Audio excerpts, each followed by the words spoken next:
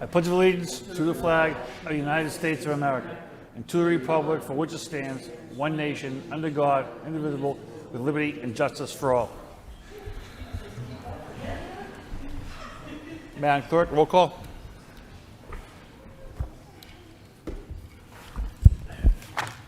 Mr. Bahu? Here. Mr. Conway? Here. Mr. Rossi? Here. Ms. Doherty? Here. Mr. Lay? Here. Ms. Martin? Mayor Rourke? Here. 7 present. 3, the minutes. 3.1, approval of minutes of regularly scheduled Lowell School Committee meeting on February 7th, 2024, and approval of the minutes of the special executive meeting on February 7th, 2024. Need a motion to approve by Mr. Rossi, second by Mr. Conway. All those in favor, say aye. Opposed? Aye. Motion passes. Section 4, permission to enter. Permission to enter March 6, 2024 by Mr. Lay, second by Ms. Martin. All those in favor say aye. Opposed? Roll call, Madam Clerk. Mr. Bahu? Yes. Mr. Conway? Yes. Mr. Rossi? Yes. Ms. Doherty? Yes. Mr. Lay? Yes. Ms. Martin? Mayor Rourke? Yes. 7 yeas approved. 5, memorials. 5.1, Colonel David F. Wall, father of Rowley School first grade teacher Jessica Gallagher. 5.2, Denise Rita Pear, front office secretary at Lowell High School. And 5.3, Timothy G. Keefe, father of Kathleen Keefe, Lowell High School, Megan Keefe, Lowell High School, and Courtney Keefe Bailey, and brother of Mark Keefe, Lowell High School. Dr. Chambers. Please rise.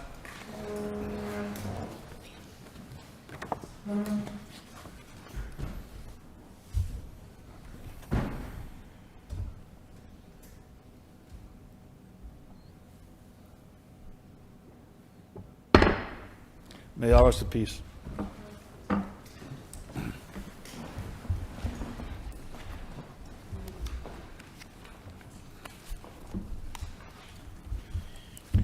On to Section 6, will be the motions. I'm requesting a motion to suspend the rules to take a motion that I should have filed 2 weeks ago by Mr. Conway, seconded by Mr. Bahu. All those in favor say aye. This evening, we have here tonight Nick Rizos.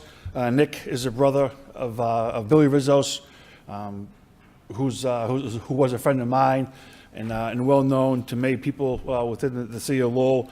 The motion is as follows: request a superintendent to contact the appropriate individuals to create a scholarship in the name of William Billy Rizos to be funded by private contributions. We do have a registered speaker here this evening, Madam Clerk. Sorry, seconded by Mr. Conway. Also, we have a registered speaker here, would be Billy's brother, Nick. Nick?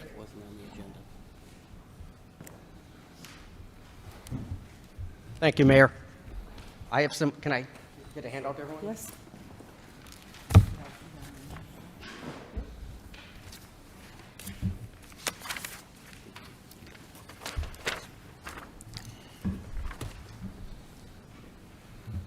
Mayor Rourke and fellow committee members, thanks for having me this evening. My name's Nick Rizos. For those of you who don't know, my brother Billy, who was a really cherished member of the community, suddenly passed away in April of 2019. To honor his memory, I started a charitable foundation, and we've supported a couple of local civic endeavors, and through funding through many generous people via golf tournaments that were held at Four Oaks Country Club. The generous business leaders and business owners and friends and family allowed us to support several endeavors. And now it's time to focus on something that was very important to my brother, which was education. So I'm very excited this evening to announce that the foundation would like to support Lowell High School by awarding 2 scholarships in the amount of $5,000 per year for 10 years. Be to 1 male graduating senior and 1 female graduating senior. True to my brother's core values, which was education and a strong work ethic, I've established the parameters as the first one being a weighted GPA of 3.5 in college level or above classes. Second, one of the following: a student who has participated in varsity athletics, or a student who will be attending the University of Massachusetts at Lowell, which is his alma mater, or a student who has a strong record of community service, or a student who has maintained a job throughout the academic year through high school. And by doing so, by setting those parameters, I feel it really allows a wide group of students to be able to apply for and be eligible for this merit award. I know I've met with several local leaders, the mayor, town manager, city manager Golden, Steve Panagiatakis, Mike Kunzler, and Blake Galvin to try to get this rolling, because we'd like to actually get online now and award a scholarship by mid-June. I know that the school department maintains a website with scholarships. I'd like to get that listed on the website, and I may need some assistance with that. I also need to contact the Lowell High School Guidance Department so we can really get moving at getting applications going and getting funds out to worthy students as soon as possible. My email is on the handout. I can thank my wife Linda, who's also a Lowell Public School, Maury Daly and Lowell High School graduate, for doing this for me, so that you can all see it on paper. And I have time for questions. Nick, thank you very much. And again, many people here in the city, including myself, that knew Billy, knew that this is a very appropriate thing that you're doing in his honor. With that being said, I'll go to Mr. Conway.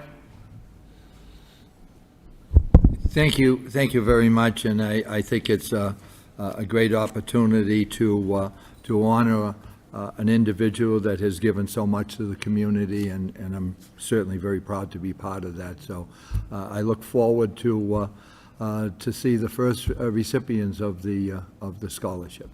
Thank you. Yeah. Mr. Lay? I feel the same way about having this scholarship. It's a wonderful thing. I, for one, I also have one at the high school. My only question on this is you put June 1st as the deadline, and the high school normally give out scholarship sometime in May, mid-May, and so I don't know if you want to stick with June 1st. Sure. I'd like to stick with that deadline because I think college decisions are going to be rolling, and if there is a student who will be attending the University of Massachusetts Lowell, I want that to be that student still eligible. Sure. So during the honors night, the name of the student will not be able to announce at the high school. What's the date of the honors night? Sometime in May, like mid-May. I think this year is like May 15 or something like that. What we could do, Mr. Lay, is we'll have the superintendent's office reach out to Mr. Rizzo. Yeah, We'll sure, figure out no the problem. details. I think Logistically, if we can make it work, I'm sure that that won't be an issue. Wonderful. Thank you. Thank you. Awesome. So, yeah, Mr. Bahu? I'd just like to, acknowledge this very appreciative scholarship to one of our students. Your brother Bill was a valued member of the city of Lowell High School, and his athleticism was recognized regularly by his achievements, his ability to shine in the academic field, as well as in the business field, as well within the community, was something that we all appreciated. And I'm sure the students of Lowell that even put in for this scholarship will be grateful to know who he was and will be honored to accept this very generous offer. Thank you. Thank you. So that's what we'll do, Nick. We'll put you in touch with the superintendent, and we'll get rolling on this. I think it's tremendous work that you've done to get the money up. And again, 2 students, $5,000 each over the next decade. It's And Mayor, I had a lot of help with this, and I can't stress enough how supportive the community has been, supporting the golf tournaments, very generous donations over the last several years. And I thank you. I thank everyone here tonight for their dedication and service to the city. And I know Billy is smiling tonight. Thank you very much.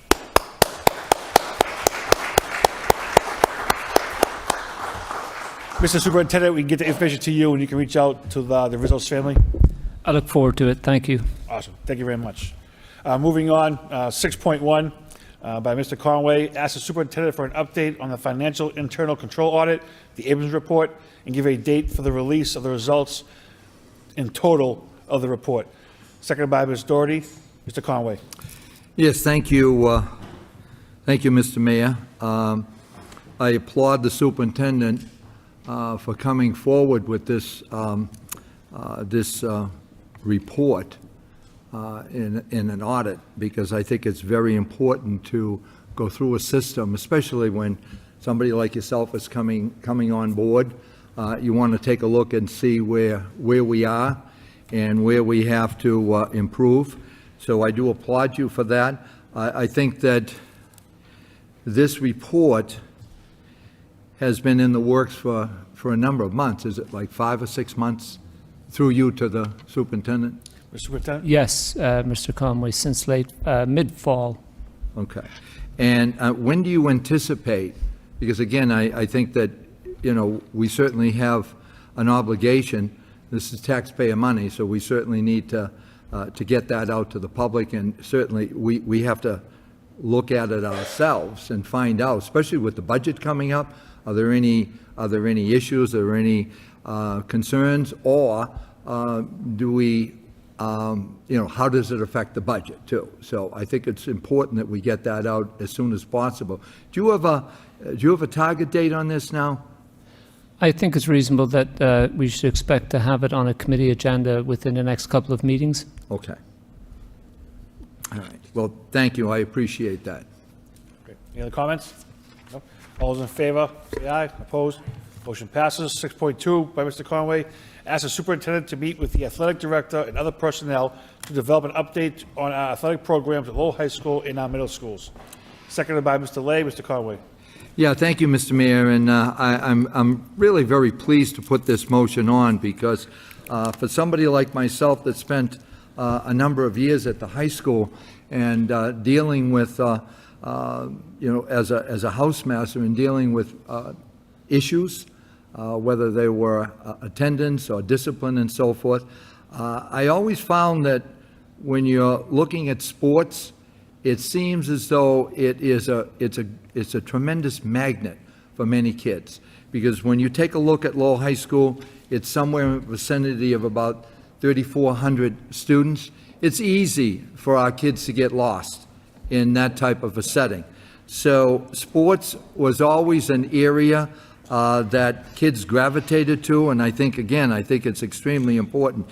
And I think it's also important that we get this out to the public and let them know. I mean, we have over 34 varsity sports, and it's not just sports, but when you think about it, the clubs, the different activities, it's an opportunity for kids to make a connection.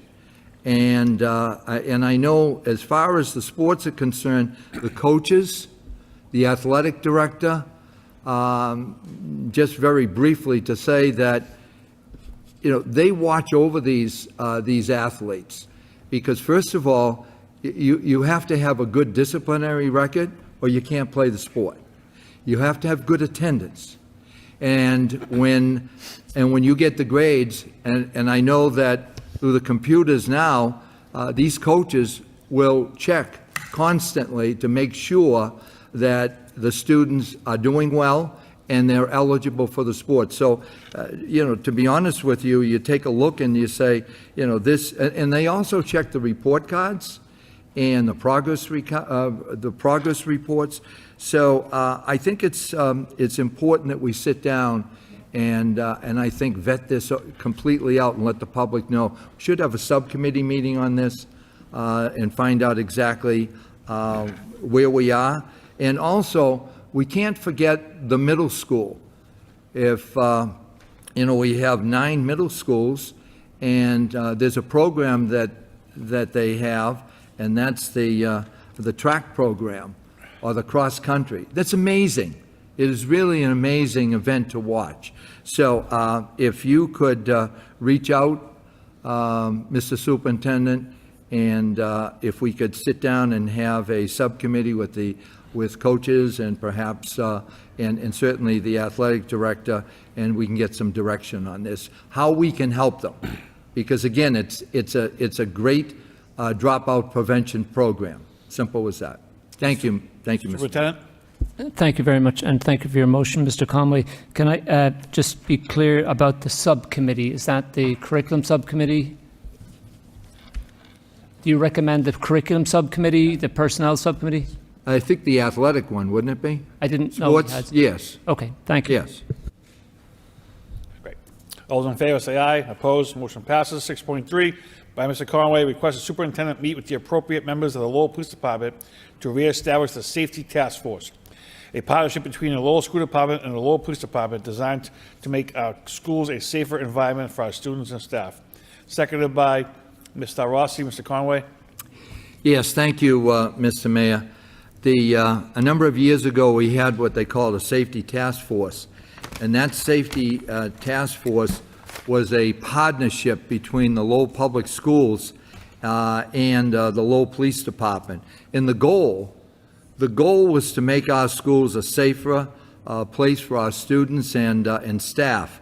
And at that time, when this started up, we did have some gang activity, and we wanted to be able to identify the issues and the problems and nip it in the bud. I will say that I met with, like the other House masters, met with the Safety Task Force, and we had sometimes individuals from the court, DYS, and so many other different places, so that we could get a lot of information that can really, again, help out making our system a safer place for our students and staff. And I will say it was an incredible exchange of not only information, but also ideas, and what developed out of that was best practices too. So I think it's time that we bring this back and have that safety task force. And I know some people might say, oh, the schools are safe enough right now, and that's fine. But once you say it's safe enough, that's when the mistake takes place. So we should always be ahead of the curve and be proactive instead of reactive. So, thank you, Mr. Mayor. All those in favor say aye. Opposed? Motion passes. 6.4 by Mr. Conway, ask the superintendent, in light of the recent potential data breach, to request an outside audit of the security of our network to determine how we can maximize the safety of our system. Seconded by Ms. Doherty. Mr. Conway. Mr. Mayor, may I ask, should you bundle this with my motion? It's very similar. I think my Maybe motion. Mr. Conway's going to ask the superintendent the question, but if you want to bundle, yeah, we can do that. What number is yours, Mr. Lay? I don't have the motion with me. But 613, thank you, Mr. Bahu. Yeah. 613, ask the superintendent as well to update on recent network and data problems. Awesome. Seconded by Ms. Doherty again. Great. Mr. Conway, you want to go first? Yes, thank you very much. Appreciate it. Mr. Mayor, we have in the school department Leadership Academy for our school administrators. We also have release days. We also have release days for our teachers so that they can identify best practices for the classroom. And the question I have is, what do we have, to the superintendent, what do we have for our technology, for our individuals that work with technology all the time? And as we have seen, we've run into a problem in the last few days. And I will say that the bad guys, they don't rest 24/7. And I think sometimes, once again, when we feel that things are safe, that's when the real problems, I think, take place. And I think we have to also have an opportunity for our tech people to go out and get special training for it. And what I'm suggesting, and I think it would be wise on our part, is to have is to seek advice and a company that comes in and can evaluate our entire security and to make sure, where can we improve? How can we make our system safer than it is right now? Because obviously it's not where we want it to be for obvious reasons. So I think it's important that we do get an excellent company, and I'm not talking about somebody that does it on the side. I'm talking about a legitimate company that can come in and evaluate our system. Because back a couple years ago, the city itself got hit, and I think that we also were part of that, and I know that I think you're going to say something on this tonight about where are we as far as the technology is concerned, and when we might be up and about and getting our system online. And again, I think the training is important, and I think here we have to be proactive. So thank you, Mr. Mayor. Appreciate it. Mr. Lay? Thank you, Mr. Mayor. So my motion is a little bit different. We still bundle. Can we just keep going with it? Okay. You requested it. So I think Mr. Superintendent has been very proactive in terms of giving us information, updates on what has happened. I don't know if Mr. Superintendent, you want to give the public some information on what's happening, and also I'd like to know if our data is stored in-house or is it on the cloud somewhere? Do we have staff that deal with it directly, or we outsource it to somebody to help us recover with this problem? So, Mr. Superintendent? Thank you. If I may say so, on Mr. Conway's motion, it's welcome, as is yours, Mr. Lay. It might be wise for us to work with our City of Lowell partners on this. They've been very, very helpful to us in helping to recover from the cyber attack. We are not necessarily working on the same systems as them. This was a school department attack, not a City Hall. And yet City Hall manages some of the platforms that we need access to, like Munis, for example, the financial software. And also they control our internet access. So on Mr. Lay's motion, the committee, I think, knows, and that perhaps the public, certainly our families should know at this point, that the City of Lowell, the school department suffered a cyber attack last week. It was an attack on one of our servers. Unlike the city problem the year before, the cyber attack was not successful. The perpetrator didn't get away with any of our data, did not damage our systems, nor did they grab something that they could hold us to ransom for. So in that's good news, right? So we can't avoid or prevent somebody from ever attacking us. It's good news that our security held up in that situation. But a whole series of steps that we were not yet aware of needed to happen as a result to make us even more safe. And so various staff, all staff, had to change passwords, for example.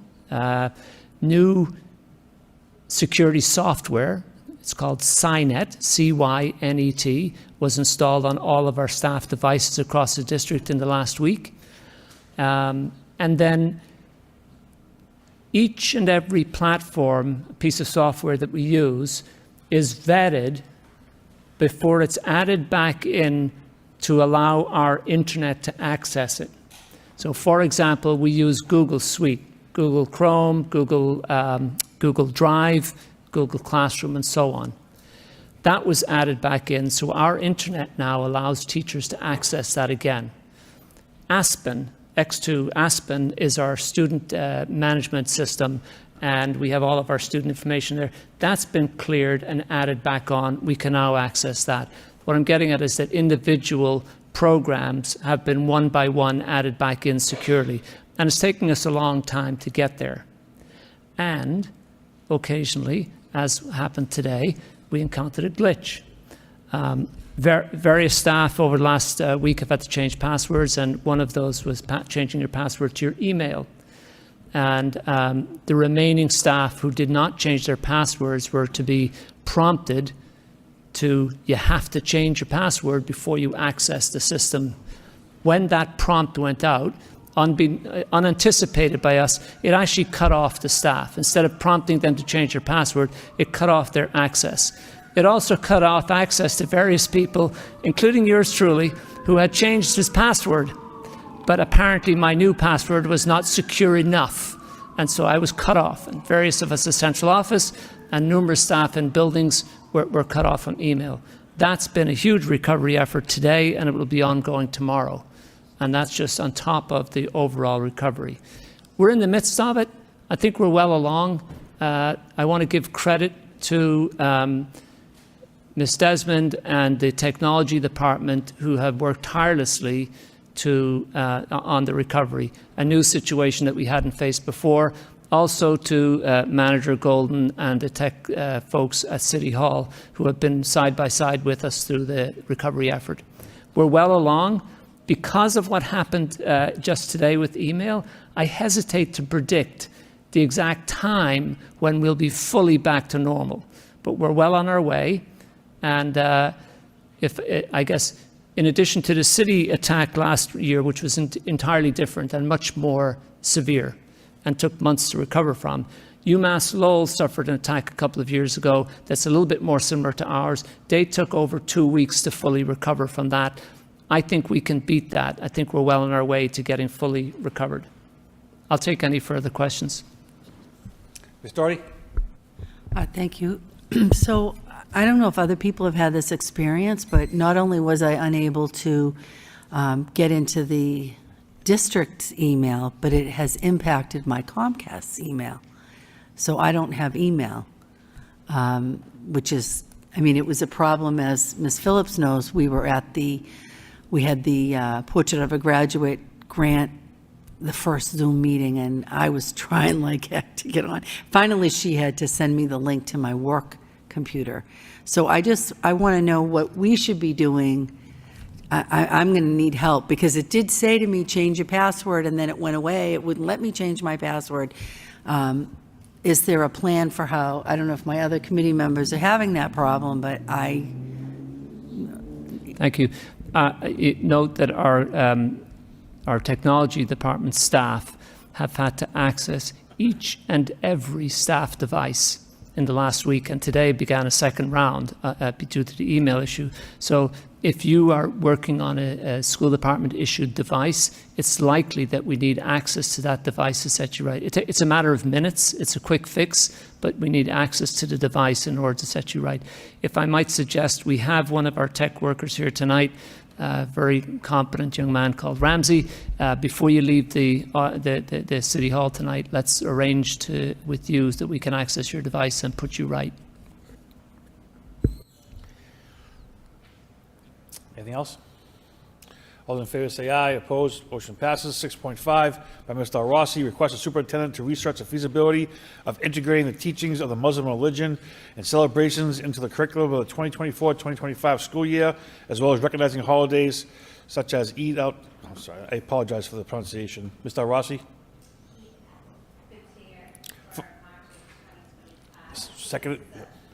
Seconded by Ms. Martin. Mr. Rossi.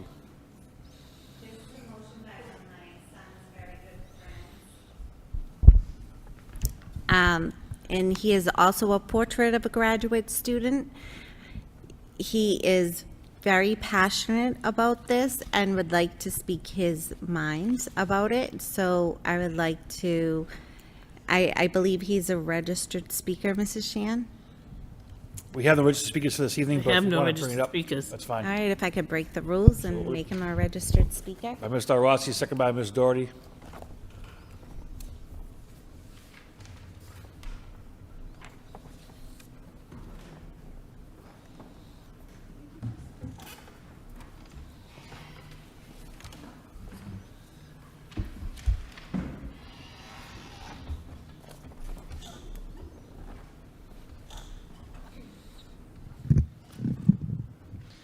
I'm Hamim Hassan, and I'm from the Robinson Middle School, and I am very passionate about my religion. And over the past couple of years, Lowell hasn't recognized a very religious holiday that is equivalent to Christmas for Muslims.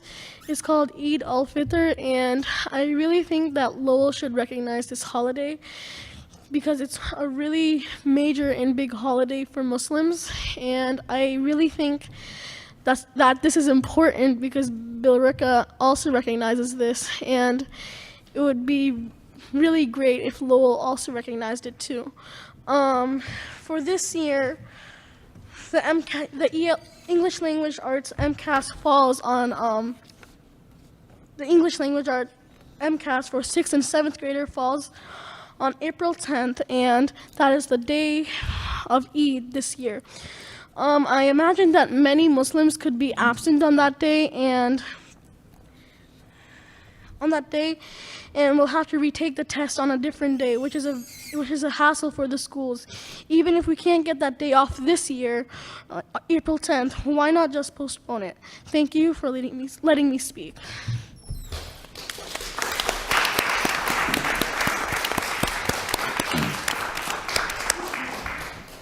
Mr. Rossi? Yes, so as Hamim has explained, that this is a holiday that Billerica Public Schools celebrates, and that not only El-Farid, but also Ramadan, which my former colleague from last year, Stacy Thompson, made a point that during Ramadan, our Muslim students do not eat from sundown to sunset, which is often a concern of teachers and staff of wondering why they may be lethargic and so forth. But to bring some acknowledgement to this understanding of the culture, just in general, I think would be beneficial to everyone throughout the community. And whether or not it's within the curriculum, maybe it is discussed or it is brushed upon throughout. I would love to see that some of the Muslim holidays are recognized, but I realized we can't always recognize one holiday without recognizing every single holiday of our students within Lowell Public. But I do believe there needs to be some recognition when it comes to the Muslim holidays. Ms. Doherty? Thank you. I wonder if I could make a suggestion, because something that resonated with me was the idea of MCAS testing on a very holy day for this group. And I'm wondering if we have any control about when we do the testing, when we set that. I mean, I know that, so I'm through you to the superintendent or Ms. Desmond, that's a question. Mr. Grant? We have some control of the schedule, but not sufficient control. Like for a particular test on a particular day, maybe, but the window of opportunity wouldn't allow us to enough leeway to avoid holidays. Oh, okay. I guess I'm looking at if the administration could provide some kind of recommendation about how to go forward with including, information. I don't know what we do through the schools in terms Motion of reads other feasibility, right? So hopefully we get a report Right. back. to just hear back from you guys what you think. Great. All those in favor say aye. Opposed, motion passes. 6.6 by Mr. Rossi, motion to poll members of the Equity Subcommittee and schedule a meeting for the purposes of parsing disaggregated data surrounding already specific areas, dropout rates, failure rates, attendance rates, and Hispanic/Latinx support needs with specific district commitments. Seconded by Mr. Bahu. Mr. Rossi? Motion speaks for itself. Great. All those in favor say aye. Opposed, motion passes. Oh, sorry. Oh. For what, which one? I believe. Mary Shelter. Oh, excuse me, I'm sorry. Number 10, I'll get back to you. We'll get to you. 6.7 by Mr. Rossi, motion to poll members of the Policy and Governance Subcommittee to schedule a meeting for the purposes of reviewing policy and creating updates. Seconded by Ms. Doherty. Mr. Rossi. Motion speaks for itself. All those in favor say aye. Opposed, motion passed. You want to speak on, Ms. Doherty? I'm sorry. Just one quick question as Chair of Policy. I'd like we need some specificity about what policies we should be looking at, because we Yes. have like 900 pages of policies, I think. Yeah, right, okay.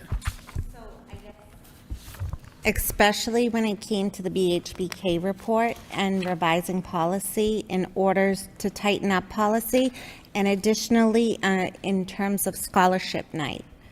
I think those need to be tightened up because of the different qualifications and so forth. So I think we need to get working when it comes to that. Superintendent? Thank you, Mr. Mayor. I want to thank Mr. Rossi for the motion. I think it's very wise. I think it's very necessary. In fact, I think there's sufficient policy work to be done that I'm not quite sure how it can be managed, but we have some ideas on that we'd like to help with. The hiring policy BHBK report indicated that our current policy is confusing, cumbersome, and in some respects contradicts itself. So that's definitely to be worked on. Various other policies, and many of them are from the 1970s. So we have some work to do. Mr. Rossi? Mayor, I'm sorry, if I could just add, the major Muslim holiday that there will be a lot of absences for the holiday is April 10th. It's no other day, it's just the 10th of April. And so I think the request was to look at the MCAS dates from that day, if there's any possibility of We're on that. 6.7, correct? No, I went back to 6.5. It's already been passed. We're on 6.7. Any other comments? Great. All those in favor say aye. Opposed, motion passes. 6.8 by Mr. Rossi, request the superintendent to inform the public of where they can find monthly air quality tests performed at the Pawtuckaville Memorial School. Second by Ms. Doherty. Mr. Rossi. Yes, in our meeting on December 6th, I believe, that we had at the Pawtucket Memorial, we were going to make the data public for parents of students that go to that school, and I do realize that it's emailed to staff, but where is the place that students can actually, or not students, but students' parents can access this data, or school committee members can access this data of the monthly air quality test? Thank you. Superintendent? Thank you, Mr. Mayor, and thank you, Mr. Rossi, for your inquiry. So, yes, the information is sent out to staff immediately. It's also immediately sent out to families. We use Connect Ed, which can send texts or emails and so on. And in fact, the report comes out monthly in sort of in two stages. There's the actual report of all the numbers from the testing comes out, and that gets sent to all parents. A couple of days later, the company sends us a report that sort of helps you interpret and make sense of the numbers. That is sent out as well. So each and every time. So all staff and all families are receiving the information. Not all school committee. We can add you to the list if you'd like to receive that information. Ms. Doherty? I'm just wondering, why wouldn't we just put it on the school's website? I think we could do that. One caution, I think, is that it is difficult to interpret and understand the numbers, right? And so you could have mold levels of 20, right? And so if I said that, do you think that that's something to celebrate because that 20 is so low? Or do you think, oh my goodness, 20, it's really high. The numbers sometimes can read up in the thousands and be perfectly, there isn't a health guideline on it. There's no sort of set minimum and so on. We've been through all this before. But it's really difficult to interpret, and we'd be putting up information that people won't necessarily understand. It does go to all staff. It does go to all families. If the committee wishes, we can put it on our website as well. But there is that danger of misinterpretation. If I could just follow up, we have an outside agency that's doing this test for us. Yes. So to have them provided within a context that would be understandable to the layperson, because whether you're getting it by email as a parent or a teacher, or you're looking at it on the website, if it's over your head and you can't make sense of it, I mean, one thing I would be able to say is it going up or is it going down? But to have some context with it, is that too difficult to ask the agency that we're hiring to do these monthly texts to provide it within a context that an average person could make sense of? It sounds reasonable. So if we inquire about that and put that information on our website, can I just check with Mr. Rossi that would meet the requirements of the motion? Yes, thank you. Thank you. Great. All those in favor say aye. Opposed, motion passes. 6.9, Mr. Rossi requests the superintendent to work with the proper departments in order to provide enhanced security surrounding the perimeter of the high school entrances that are not under surveillance. Seconded by Ms. Doherty. Mr. Rossi. Yes, so this is just a request in terms of maintenance requests that have been out there and people wanting to know when they're going to happen or if they're going to happen. If it's in the submitted phase, if it's in the progression phase, where is it, or when is it going to be completed? I know at the last meeting, they spoke about the fact that it could interfere with the process, but I think people would understand, you know, window shade maybe not being fixed as opposed to an whole entire HVAC system not working in a building, or a chiller needing to be fixed, which is the case in many schools. And I just think it's appropriate for families and staff members to know where their request has been. I know in my district, I can access that.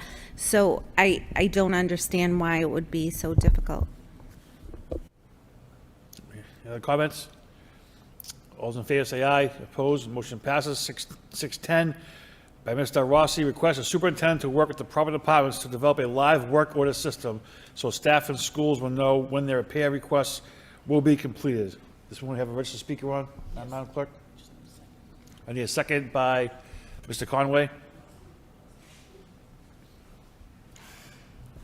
Mary Shelter.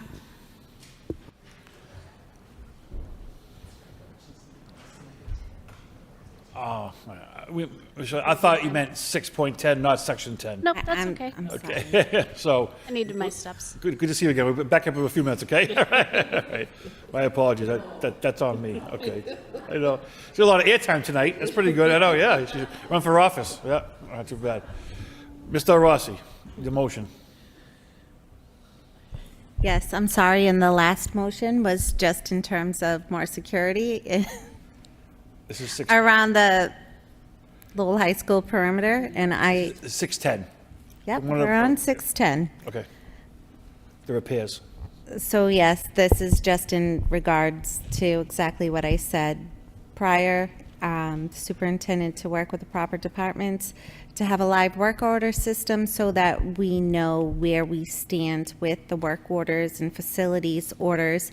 As I said, I know at the last meeting it was discussed that it could have an issue with priorities, and I do believe that people could be understanding whether it's a window shade right now versus an HVAC system or a chiller system that needs to be repaired that's overheating a room. So I do believe that this needs to be available to staff, to families, to stakeholders overall in the entire school of what's going on, because it's our staff, our kids that are suffering with the environment essentially. And I know when I put a work order in my school district, it's able to be seen where it is in the process. So I would like that for the families in Lowell and the teachers in Lowell. Superintendent, don't we already have that in place? So I believe what Mr. Ross is referring to would require us to work with the city. So the city DPW typically orders repairs, and they we'd have to create some sort of a dashboard from School Dude the system. So I can explore it for sure. We don't have access to create that without working with the city, but I'd be happy to explore it. School Dude is trackable from the start to the finish. It's actually been suggested more than once that principals and administrative staff use that so the tracking system can be followed through to the end of the repair. Sometimes it's not, and that leads to Facebook posts about bathrooms. But most of the time, if you use School Dude, it's tracked from the beginning until the end.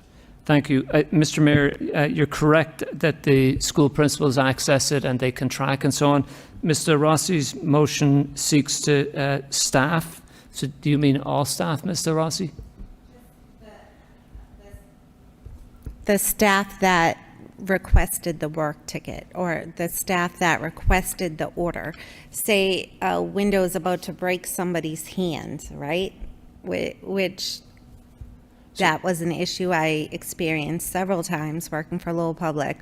When is that going to be fixed? Just so a Sure. teacher or a staff member may know that their hands aren't going to be sheared off. So I think taking the mayor's comments into consideration, we already have what's sought in the motion. Like literally, the people, the principals or the custodians who file the work orders can track them in School Dude. To do that live, as you say, go in and see where are we with that.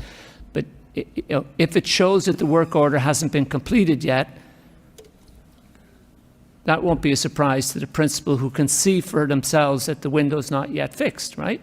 But it won't indicate when it'll happen. The system won't give an estimated completion time. I just think families, students, and teachers deserve an estimated time.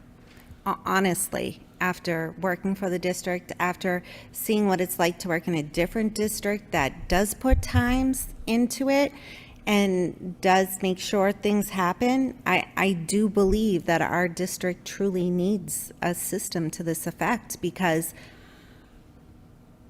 it's dangerous. It Mr. can be Superintendent, dangerous. when the report comes back, could you please have Mr. Underwood and Mr. St. Cyr here, maybe explain Yes, how it works? yes, thank you.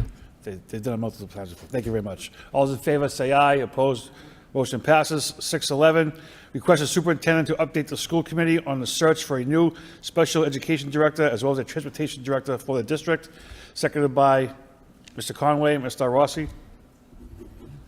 Yes, this is just staying on top of the fact that we do need a new special education director as well as a transportation director and wanting to make sure that we're tracking what's going on, especially I know I as a parent received a survey from the Department of Education in regards to an audit that they're doing on March 18th that the Department of Education will be coming into Lowell Public Schools and auditing. So I just want to make sure that we're on the up and up with the special ed director as well as tracking the transportation director and the guidelines for what was told to us for the retirement. All those in favor say aye. Opposed? Motion passes. 612 by Mr. Bahu, request the proper department of the administration to begin an outreach to parents, students, and the Lowell community at public events, community gatherings, houses of worship, and through ad campaigns, the benefits of having students attend Lowell Public Schools. Seconded by Mr. Doherty, Mr. Bahu. Lowell's a city of 120,000 people, and we have many events that happen in the city. We have the Folk Festival, we have the Town and the City Festival, we have celebrations, the Winter Fest, we have celebrations throughout the year. And I think it would be beneficial if parents would see maybe a table set up, sharing about what Lowell Public Schools has to offer. We have 26 different schools. We have a beautiful high school that's being renovated. We have a gym that's up. We have a freshman academy that's about to go up. It would be great to have people firstly see their tax dollars at work, and then secondly, understand the benefits of what Lowell Public Schools has to offer. I know a lot of churches have events. We have the Grecian Festival annually. We actually have a few Grecian Festival annually. And if we could set up tables, I know a lot of the other churches in the city. There's Brazilian churches, there's African churches, there's Catholic churches. They have events. If we could begin some type of event that would share with our local residents what Lowell Public Schools has to offer, I think it might create some excitement about Lowell Public Schools. I know I drive through the city of Lowell and I see billboards for Lowell Catholic, I see billboards for Central Catholic, I see signs on buses for Greater Lowell Tech, I see billboards for other schools, within our district. Well, maybe it's time that we go ahead and begin to advertise the great offerings that we have here in Lowell. And I just would love to see that come to fruition, and I think that should be ongoing for multiple years, if not forever, because I believe it would really create excitement about wearing red and gray and being part of the Lowell school system. Any other comments? All those in favor say aye. Opposed, motion passes. 614 by Ms. Doherty. Request the superintendent present the committee with a revised job description for the attendance monitor role that is more in line with the current compensation standards for this position. Seconded by Ms. Martin. Ms. Doherty. Thank you. So this motion came directly out of the curriculum subcommittee. We met to discuss the report on chronic absenteeism, and one of the things that came out of that discussion was we, like most districts across the country, have experienced a sharp increase in student absenteeism since the pandemic. Really startling percentages. But what we've seen is in the last year, we have been trending down with that quite a bit, more than 10%. If you consider the high school because the high school's still at a pretty high 37% chronic absenteeism, which means 10% of your days that you could be in school, minimum of 10 or more that you're out. We're at a 12.5% improvement. We are moving in the right direction. But what came out of the discussion was we're not able to keep these positions. We had put in, I think we've got 3, and the high school has not been able to fill their attendance monitor positions. These people are the ones that are doing home visits and doing the highest tier intervention for our kids not showing up. And we all know how important it is to attend school, and especially at the high school level, when we don't have legal ramifications to make them come back to school. So one of the things that came out, these positions require a bachelor's degree, and they're paying $38,000, and that is not in line with what other communities are paying for these roles. So rather than to just arbitrarily say, raise the compensation, my motion is really asking you to come back with a recommendation for us. The staff at the curriculum subcommittee were not asking for more of these positions. They just want to be able to keep the good people they have and be able to attract people to fill the empty spot that they have. And the way to do that is to be competitive. So that's the reasoning behind the motion. Thank you. Any other comments? All those in favor say aye. Opposed, motion passes. 6.15 by Ms. Doherty. Request a superintendent post school committee and subcommittee meeting notices on the district social platforms, as well as list them on the district calendar webpage, as was past practice. Seconded by Mr. Conway. Ms. Doherty. Thank you. Just quickly, I didn't research this myself. Somebody reached out to me and said they missed, I think it was the personnel subcommittee or one of the subcommittee meetings that right now, I know they're under the school committee line on the website, but in the past, we would also do it in our social media and on the calendar webpage, just looking to reinstate that. Thank you. All those in favor say aye. Opposed, motion passes. Section 7, subcommittees. 7.1, approval of the minutes of the Finance Subcommittee meeting on February 21st, 2024. Mr. Bahu? Mr. Bahu, seconded by Mr. Conway. Well, is there a roll call or just all? Oh, you want to give a report, Mr. Bahu? Oh, you also. Sure. We had a subcommittee meeting on the 21st. It was about the preliminary budget of 24-25, and the steps that we're taking to begin to develop it, as well as the current budget and how the expenditures are happening this year. It seems like everything is moving forward, and that is essentially the crux of the meeting. If we could have a motion to approve these minutes, that'd be great. Ms. Doherty? Thank you. I just had a couple of questions. I was not able to attend the meeting, and I see that Ms. Turner is not here, so I don't know if the superintendent's comfortable to answer these questions, or can I throw out my questions? Okay. So we had, and actually it says, the minutes say that you were at the meeting, because the question is, are we on target with the STEM modulars? And the answer was yes, when my understanding is there had been a problem with underground piping that had been identified that was going to increase the costs a significant amount. I don't remember exactly, 250,000 maybe, and delay once again. And I think at this point, we're looking at $1 million per modular classroom. We're only going to get 8 classrooms out of this. So I didn't realize we're still going, we've made motions to pay this extra money, and are we not reassessing this at all? I want to understand your question. Are we not reassessing the whole project, do you mean? Yes. We'll take the committee's advice, but to answer the first part of your question, the project is on schedule. There was there's going to be, we could anticipate with any building project, there will be glitches that come up. Huge rock where it wasn't meant to be, a pipe where they didn't anticipate, and so on. There was such a problem with the pipe. There was worry that it would be exorbitantly expensive and time-consuming to reroute the pipe.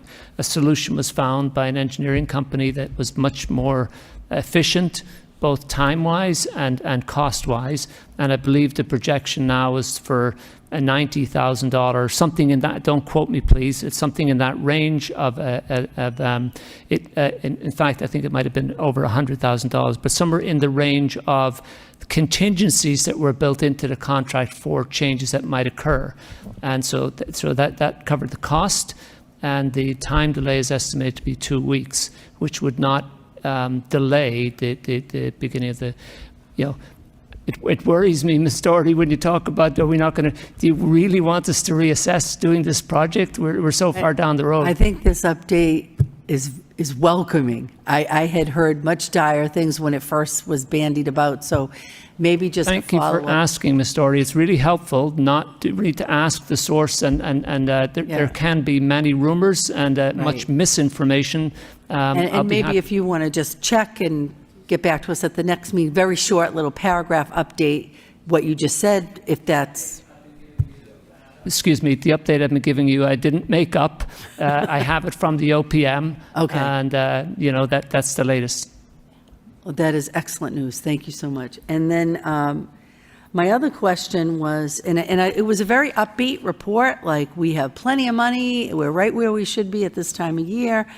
And this whole discussion about delayed bills, which I think it seems like it's become more of a problem in the last few years, and maybe the pandemic had something to do with that. But my concern is really about, again, I'm hearing bills aren't getting paid. So if we've got money, and are we not paying bills? Are there vendors out there that are saying, I just can't wait around to get paid? I just would like some, again, maybe I'm just hearing rumors, and maybe we'll get more of that when we see the audit, the financial audit, but that was a concern I had because it didn't seem to jive with what I had been hearing about the finances. And the last point was, again, about the budget. You're not anticipating a problem that we're getting a reduction, a significant reduction in our Chapter 70 funding, because that was the impression I got from the minutes. Thank you. I'll make a comment that I think was comparable to what I said in that meeting. I hope you can hold me accountable for being consistent with that message. I feel, and I know, based on historical reference many years ago when we had budget cuts in Lowell, that we are in a very healthy position budget-wise. We have lots of funds to do the work in our schools. That does not mean that we have the same amount that we had last year when we had, in addition to state funding, $28 million of ESSER funds in addition to. So I explained at the subcommittee meeting, when we begin budgeting for next year, and we've begun that work, one of the first steps is to take all of the items that we paid for out of ESSER and put them into the general fund. That's the only fund we'll have next year. When you do that, it takes us beyond the amount that we're receiving from the state. We're receiving from the state $14 million more than we had last year due to the Student Opportunity Act. That $14 million extra is very welcome. But if you notice, I talked about the ESSER spending last year was $28 million, and the increase is $14 million. That does mean we have to trim, for sure. It's not, we're not magicians. You have to trim somewhere. But I don't mean that it won't be painful for someone somewhere. But in general terms, we have a lot of funds to do the work we need to do in schools. We're in a strong position. We will have to find savings to make our budget work with the loss of ESSER funds. Okay, thank you. Anything else? Motion to accept the report of progress, again by Mr. Bahu, second by Mr. Conway. All those in favor, say aye. Motion passes, approved. 7.2, approval of the minutes of the Curriculum and Instruction Subcommittee meeting of February 27th, 2024. Ms. Martin? Thank you very much, Mr. Mayor. So the subcommittee did meet on February 27th. We did have an attendance, myself, other members of the subcommittee, Ms. Doherty and Mr. Bahu. We also had school committee member Ms. Del Rossi, who joined us. From the administration, we had Ms. Desmond, and from the Student Resource Center, we had Ms. Campion, Ms. Ganley, Ms. Crowell, from the district support specialist, and then Ms. Newell, who was there to present on our second topic from the language and literacy coordinator role. Ms. Doherty did kind of brush across some of the issues that we did discuss around the student absenteeism report, and we did, certainly having the staff there to present, I think was incredibly informative and instructive. I appreciate them taking the time to be there with us. I think we all recognize that absenteeism is a huge issue here in the city. We're not special. It's a huge issue across the country. We all realize that it's one of those problems that while it is, this is my own editorial comment, but while it is kind of a huge expansive issue, it really only gets solved one student at a time in a lot of cases. And I think that the presentation that we were given by the staff from the Student Resource Office really emphasized the individual plans that are being developed for students, how they're working with individual students and their families, and I certainly find that to be really compelling. As we talked, again, Ms. Doherty's motion, it did come up that these three critically important positions of the attendance monitors have been a real challenge for the district to hold on to. And so certainly I think we'll be looking forward to seeing what the administration recommends moving forward to make those positions more attractive so that we can keep quality people in those roles. I also really appreciated hearing about the mini grant program that the office had instituted, which gives school districts and school sites, as well as particular staff within those sites, the opportunity to apply for a mini grant to create programming for their own school, their own students, to help support attendance efforts and engagement efforts. So I think that that's something that was part of our budget last year. Certainly hoping that will be will be presented to the committee again as an option for this upcoming school year. So that was our first topic. Second topic was talking about the balance between talking about reading instruction in the district. I had asked for some information, particularly around balanced literacy versus the structured literacy. These are both kind of, I think, again, terms of art within education, not something that, for myself, not working in education, it's not, knowing the difference between the two is somewhat challenging in everyday life. But I do appreciate the presentation that was provided by Ms. Newell and Ms. Desmond.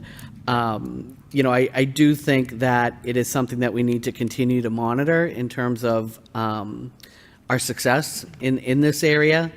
I always will kind of lean towards the opportunity to provide our students a variety of curriculum resources and different kind of pedagogy approaches, because I do think that for every student in the Lowell Public Schools, they need different things, and we need to be able to provide a range of curriculum supports and just, kind of teaching methods and approaches. So, the idea that within our community, we are trying to provide different kind of targeted approaches for our reading instruction, I think makes really good sense, particularly in a district like ours. I will say that as we came out of the meeting, I think one of the key things I'd like to see moving forward is more of a focus on our teachers. And I say that really from the perspective of wanting to ensure that we're getting information directly from teachers in the classroom, asking them how these different curricula are working in the classroom, what they're seeing that's successful, what's not, where they see holes that they think we need to maybe try something new or introduce a different kind of product. One of the things that I was struck by was, it's very difficult to determine quality in a lot of these curriculum resources, and a lot of the ways that we use to kind of, get an outside opinion, objective opinions on these things, they just don't exist. So I do think that in light of that, it really makes a great deal of sense to ensure that we're building a system that allows us to get that information from our own teachers. And I mean, honestly, what could be more appropriate, what could be more effective than to have a really strong back and forth with our frontline teachers about what really works for Lowell and for our students. So that was certainly something that had come out of the subcommittee that night. And then the only other point I'd really like to make would be that, following through on that theme, recognizing that as we talk about kind of some of the resources we have now in the district, and I know with everybody else recognize that these are kind of the days of wine and roses, when the budgets that we have right now are not going to be the budgets we're talking about even in 3-4 years, I would anticipate. But we have an opportunity now where there is funding where we could make some serious investments in professional development, both in terms of the actual, purchase of materials and things like that, but also the time. Recognizing that our teachers need to devote time to professional development, we need to buy that time. It's an investment in the quality of our teaching staff and in their again, professional development and opportunity to do great work here in the city. So again, putting it back on the administration once again to do some research, come back with recommendations as to how we may be able to better flesh out some professional development options. The idea of focusing in on reading is very appealing, but there's certainly opportunities across the curricula. I'd submit that as a report of progress and would ask any of my fellow colleagues if I've missed anything, please jump in. If anyone who didn't have a chance to see the meeting, you should definitely go on LTC and watch it. It was very long and a lot of details that I'm skirting over. I hope you all appreciate that. Thank you. Ms. Doherty? Thank you, and I apologize for belaboring this. I know we have a big agenda. But I wanted to kind of like piggyback on what Ms. Martin said, but prefacing first that we are doing a lot of things right in the literacy office, that we saw that one of the slides about looking at other communities who are going the standard, this is what we do, and that we're holding our own, we're doing better. But still, the part that really concerned me was that not having the opportunity to hear from our frontline people, our teachers who are implementing these programs. And so I've been asking around about, I think over a year, I've been hearing concerns about the Teachers College, used to be Lucy Calkins. I guess you're not even allowed to say that anymore, that it was Lucy Calkins. But what I'm hearing from our teachers is it's not really sensitive to our EL students. It's very language rich, and where we're getting so many more English language learners coming into the district all the time. And stuff about the F&P assessment, the Fontes and Pinnell, having that guessing feature that they took out of Teachers College, but still part of the assessment, especially for the younger kids. And I just think that we could be learning so much if the professional development was a two-way street. It wasn't just us the administrators of the literacy specialists teaching our teachers, but also listening and hearing what they have to say. So I'd like to go a step further, and this actually speaks to a motion Ms. Martin made a while ago, when we had a lot of concerns about the food service. We were having complaints every day. The kids hated the lunch. And Aramac was telling us, it's beautiful food. You're paying a high tier of quality food, whatever. And Ms. Martin had a motion. We wanted some kind of a Survey Monkey or Google Doc or something that people would be able to say, this is a concern I have about this curriculum. This is a gap I see. And that there's a response to it, that we know that we're being heard, that our teachers are being heard. And so I don't have a solution for that. I just want to throw that out to the administration, come up with a suggestion, because as you might recall, those who were at the meeting, I asked the presenter, what is your response to teachers who have concerns? And the answer was, well, I really haven't heard those concerns. That's concerning to me because I know they're out there. And I think we've done some great things with the curriculum we're offering. Could be better. That's what I'm hearing. And I'd like to be open to hearing from our teachers about what are some ways it could be better.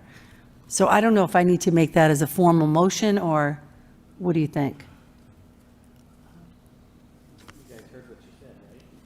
You guys heard what I, so you'd come back with a plan for how to incorporate some feedback from our teachers and in a way that's meaningful, that we're actually listening and responding. Mr. Superintendent? Ms. Doherty and school committee members, I want to sort of assert, similar to you, Ms. Doherty, that it's really important that we involve our educators in our decision making, and we're committed to it. We're committed to being collaborative and making collaborative decisions. That's genuine. We may not have had taken opportunities in every case in the past, but we are now. And so teachers will be involved in curriculum decisions. It's likely that we will review our literacy curriculum relatively soon, and teachers will be involved in that process. Would you like a plan? Yes, sure. We'll be happy to come back to you and explain to you how. Yeah, thank you. I think that would be very helpful. I do. Thank you. Thank you. Gisela? Hi, I was wondering also if you guys thought to bring in the students that you guys are talking about to the subcommittee. I know Ms. Doherty just mentioned that the curriculum is really heavy with language and our ELL students are struggling with that. What if we brought in some of those students to testimony about the curriculum versus before and now after, once we implement those changes? And I think the subcommittee would really benefit from that, of all levels of students and all different types of students, since it's kind of affecting them directly. That's it. Well said. Yes, Mr. Doherty? Sorry, I just want to add one more thing on this topic. So the other thing I was thinking about, you know that expression, throw the baby out with the bathwater, that I'm not saying throw out this or throw out that, but if we identify that there's a weakness in this certain curriculum in terms of our English language learners, maybe okay, so what would fill that gap? And that would be used for those students. That's another thought I had. Sorry, I am done. Sure. Anything else? A motion to accept the reports of progress by Ms. Doherty, second by Ms. Martin. All those in favor, say aye. Approved. Section 8, reports to the superintendent. 8.1, mental health and wellness. Any questions or comments? Hold on, stand by, Superintendent, by the committee. Mr. Superintendent? Thank you, Mr. Mayor. I had to be sure we didn't speed past this one. Because on behalf of the committee and on behalf of the school department, this has been important to you committee members for a long time, and I'm really happy and proud that we can make a report to you tonight. It's not a finished product, but I'm going to turn, if you don't mind, to Ms. Desmond to introduce this next item, please. Thank you, Superintendent Skinner.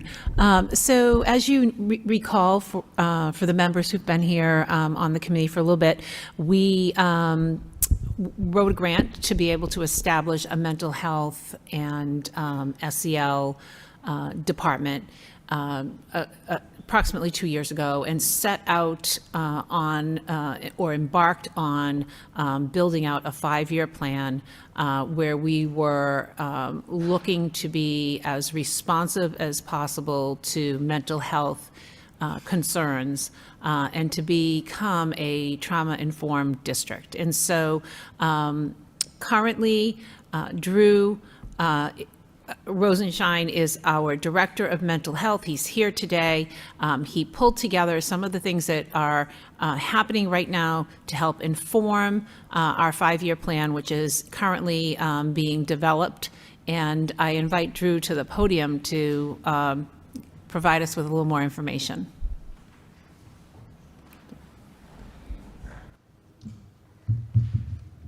Thank you very much. Once again, I'm happy to be here to present the work that we've done and the work that we've been doing in the mental health office. As of December, we are a fully staffed office, so it's outstanding. But the work you're seeing is work that we've really just embarked upon this year, and that I'll share with you, and I shared with you in this presentation. Let me just make sure I know how to work that clicker. Boom.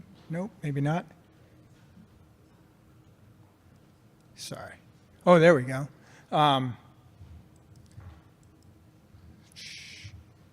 Does it, you're seeing, okay, now I see what you're saying. So ultimately speaking, all the work that we've done in the context of the district's goals, the goals in our core beliefs. We've incorporated our superintendent's goals within this, and also the office's vision. Within this presentation, you'll hear pieces of our superintendent's goals about the SHAPE assessment that we've done. We did that assessment thinking about last year. We've talked about a schedule of monthly social work meetings. We have a current PD schedule where we meet monthly with them, and we also do supervision meetings with them on top of that. We also talk about reviewing our SEL curriculum, which is something we are embarking upon this year, and we are also talking about, and really this all circles around building a comprehensive school mental health plan and school mental health system. Oops, I'm going the wrong way. Okay, and all of this takes place underneath the guise of the Massachusetts tiered support system, student support system. And so all of the work that we do, we're thinking about those 3 tiers and how to incorporate mental health within those and where we're doing that work. And these are just some of the examples of that piece.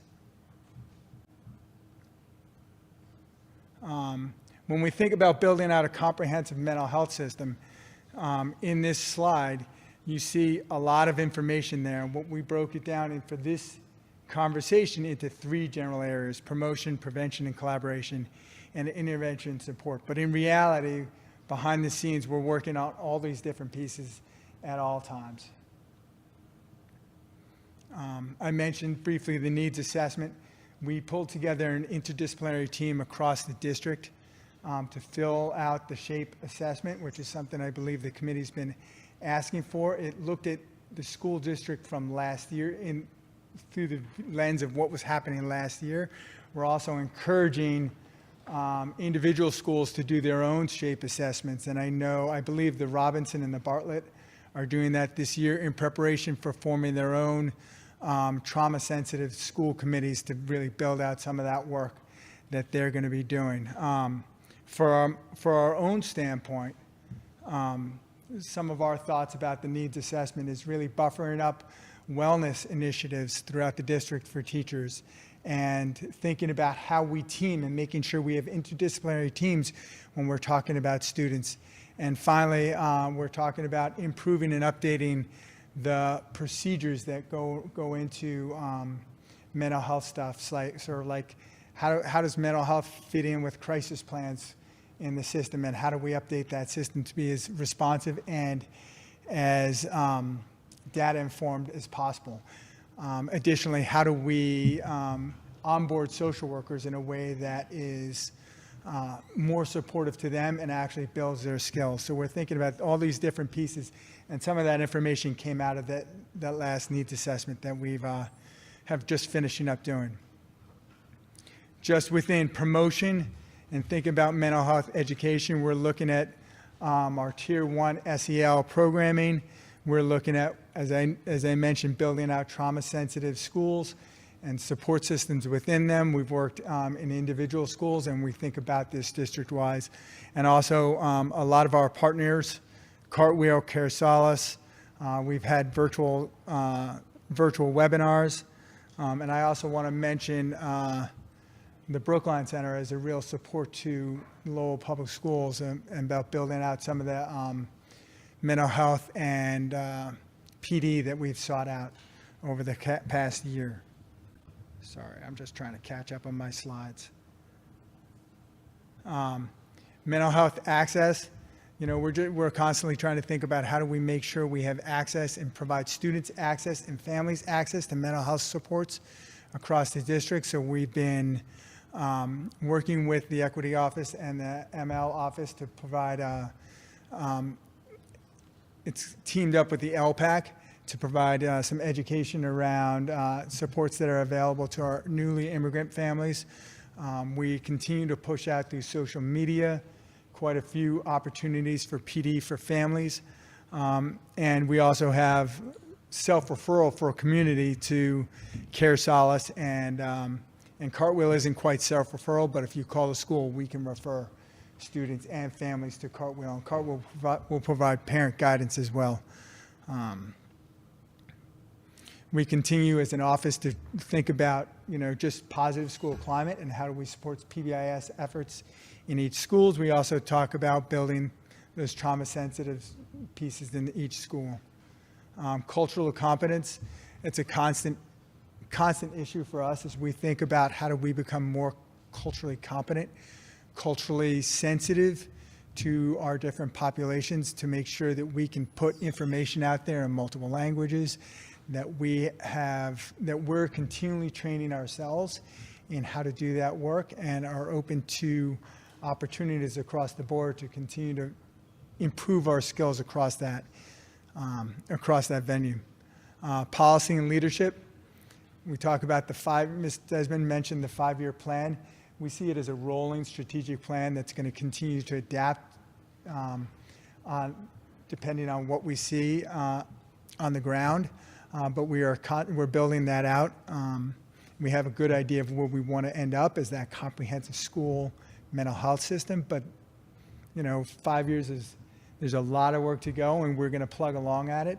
Thankfully, we have a really good team, and we're making really good efforts across the board in that area.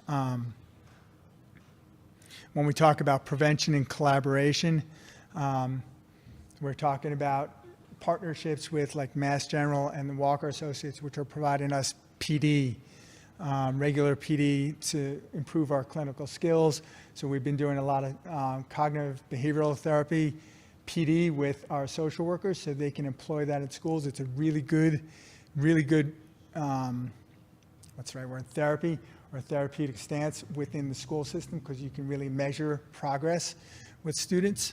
We're working with McLean's Hospital on a pilot consultation, and they've been very focused on reducing absenteeism, so our social workers have been involved in that piece. Providing clinical supervision to social workers, and we're working on extending that umbrella to the guidance counselors as well. I mentioned a number of times how we're reaching out to families. We continue to look to do that and to continue to engage families across as many levels as we can. Data and collecting evidence. We're using all pieces at our disposal. I've been working with the social workers to make it more universal how they input their work into the system so we can turn around and see what good work are you doing, and we can so we're all doing that the same way. Too long the social workers have been kind of doing different things, and we're trying to pull that together. We've been looking at how we use DESA. It's really nice to report that 2 out of the past 3 administrations of DESA have been over 90% respondents And this past mid-year assessment, which is the hardest one to get people involved in, we were at 86%. So we're really getting good information from schools about how they see students' social skills, and then we're turning around and using that information to do tier 2 groups. We're using that information to think about how can we employ school-wide policies and changes according to how the teachers see the students and how can we adapt to that piece. So we're continuing to work on really fully embracing the DESA system and how to sort of push that stuff out to be as functional for schools and students as possible. We've also been piloting mental health screeners in some of the middle schools, and we're looking to expand that. We don't want to expand too quick to get beyond our ability, but we piloted the GAD-7 at 4 middle schools, which is an anxiety screener, and then we're able to respond to that. And we're going to take the knowledge of how that went and build that out for next year and continue to expand those pieces. And we're also looking to pilot a screener for our youngest students, so we know we have a really better sense of who's coming to us when they get to us, and we can do a better job of addressing those concerns. As far as collaboration, my take is, the director is I want to collaborate with anybody and everyone. Anybody who's got information that I can use, that I can learn from, bring it. I look to other systems, other people who have already built comprehensive school mental health systems. I'm looking to talk to them.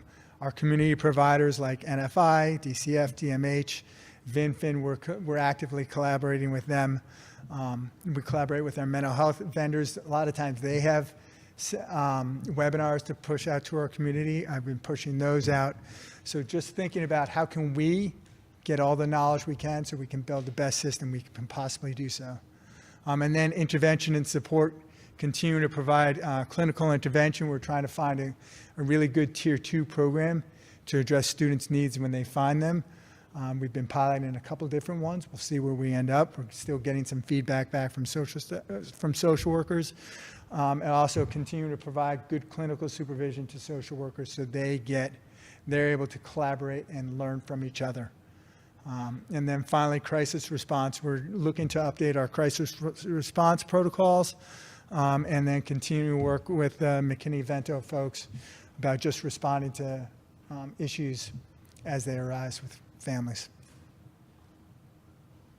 I'm happy to take any questions if anybody's got any. Otherwise, Ms. Doherty.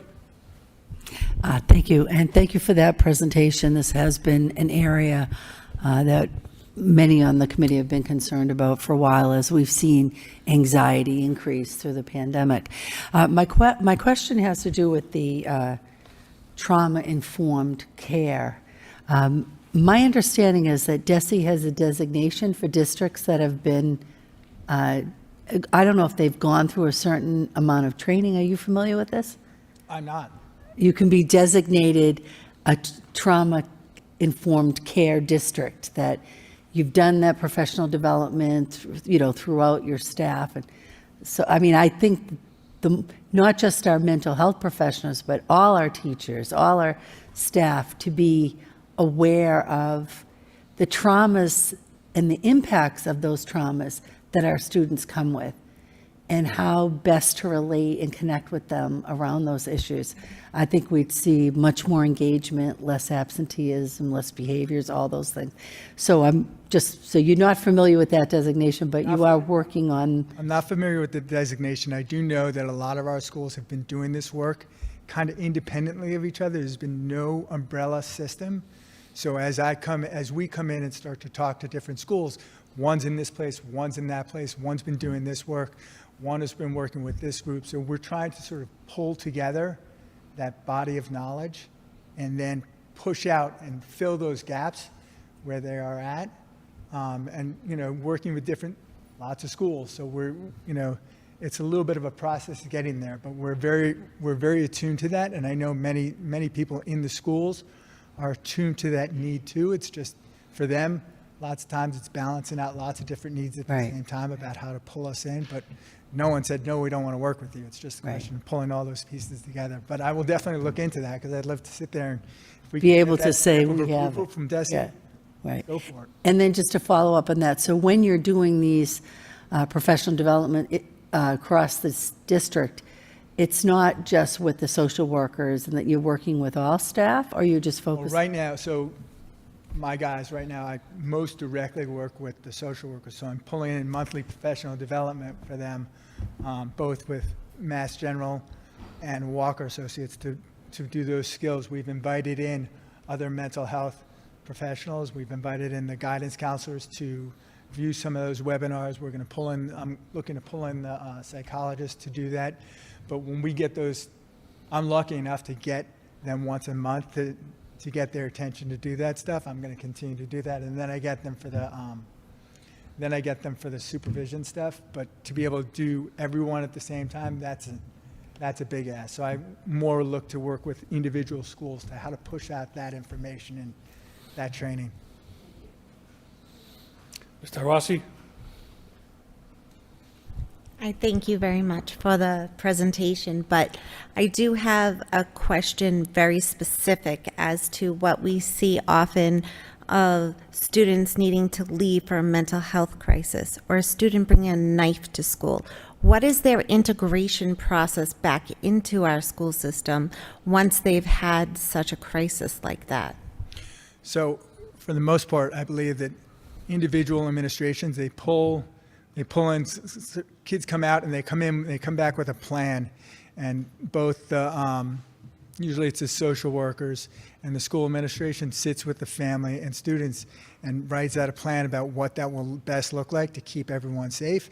If it's if it's a case where a student brought, say a weapon to school, they're thinking about how do you build out a plan to make sure the student stays safe. If it's a more of a situation where it's been a mental health crisis, it's like, who are the contact people for the student to make sure that they can maintain themselves in schools, and if they're having a tough day, who can they go to? But they write out a plan for every student, so when they come back, they reintegrate as seamlessly as possible. And sometimes that, in some schools, that might look like a partial day. It might look like a number of different things. Contact people, a plan for the classroom teacher. It depends on the level and the student, but they always write plans and sort of talk to the family and integrate the family in that process. Thank you. Thank you. Thank you very much. 8.2, KPI report, Q2. Mr. Superintendent? Thank you, Mr. Mayor. School committee members have the KPI report in your packet. It includes very many aspects of our data, many of which were in the original report we designed last year, and many of which were asked for by the committee since then. For example, iReady scores are appended at the end. Some, I forget which the members asked for tickets, technology tickets, a report out on that. All of that information is in this packet. I and some of the cabinet members are here to take questions if you have them. Mr. Rossi? Yes, thank you. I appreciate the disaggregation of all this data. I know it must have been a lot of work. I'm also noticing that throughout when students hit the 5th grade, their scores in ELA and math begin to become at the at-risk range. And I'm only correlating this to some data that we learned about in the curriculum subcommittee meeting with attendance, and where they started to talk about disengagement. And I know we have another presentation coming up about student numbers. The numbers from elementary to middle school significantly rise when a student goes from 4th to 5th grade. And I'm wondering, just looking at the numbers, 31% are at risk. 31% and up from the 5th grade on are at risk for ELA and math, a Tier 3 intervention. And I'm wondering where that disengagement really begins. Is it then? Because it only seems to enhance there. And the numbers of the students in the classes seem to go up at the same time. My other concern was in terms of the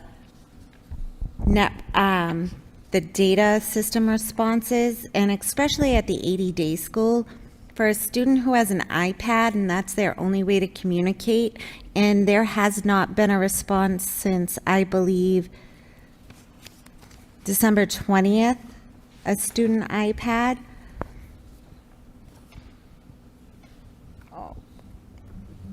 In progress, a screen broken or screen cracked. If that's a student's only way to communicate with staff, what does that leave our students? And I would just say that certain areas, I think, and I love how this is laid out because you can really see it, but certain students need to be prioritized when it comes to technology, because if students can't communicate with their teachers, an entire day is going to be ruined, and maybe not just for that student, but everyone else in the classroom. Any other comments or questions? Mr. Lay? Thank you, Ms. Mayor. As I read through this, looking at bullying, harassment, etc., I just have come up with a general question, like, for example, when a student feel that they are unsafe, or they feel that they are being treated unfairly by the staff, who do they report to? Superintendent? Through you, Mr. Do you mind, Mr. Lay, and any others who come? If you're referring to the data, can I ask you to give us a page number? Is that? Right, page 11, but I wasn't really looking at the data specifically, because as I look at the data, I was just wondering about the process for the students when they are treated unfairly, or when they feel that they are being unfairly treated. Is there a mechanism or system that let the student report? Thank you. Thank you. So, Mr. Lay, I'm going to be bold about this, and I'm going to answer your question, but I want to answer the question I wish I was asked first. Part of I think this was, again, wisdom of different members of the committee who didn't want us simply to present the current data without giving you some reference point. And so we've agreed to put last year's data alongside it, so it's for comparison purposes. And hopefully next year we'll show you 2 years worth of data, right, so we can see trends. So on page 11, I'm happy to tell you, Mr. Lay, that the total number of instances by comparison with the second quarter of last school year is down, and so are the incidences of racism. So, you know, so our trends are in a good direction. And I think that's important to note. That's part of what this report is meant to point out. If I went back to Mr. Rossi's comments, we could look at at-risk students and see if our trends are going in the right direction there. So in our schools, I don't know, I can't say this is in every school, but in typically, the most important report for a child is with a trusted adult. And some children might have the best rapport and the easiest time telling the social worker and nobody else. And some children will tell their homeroom teacher, and some children will run down to the principal's office, and so on.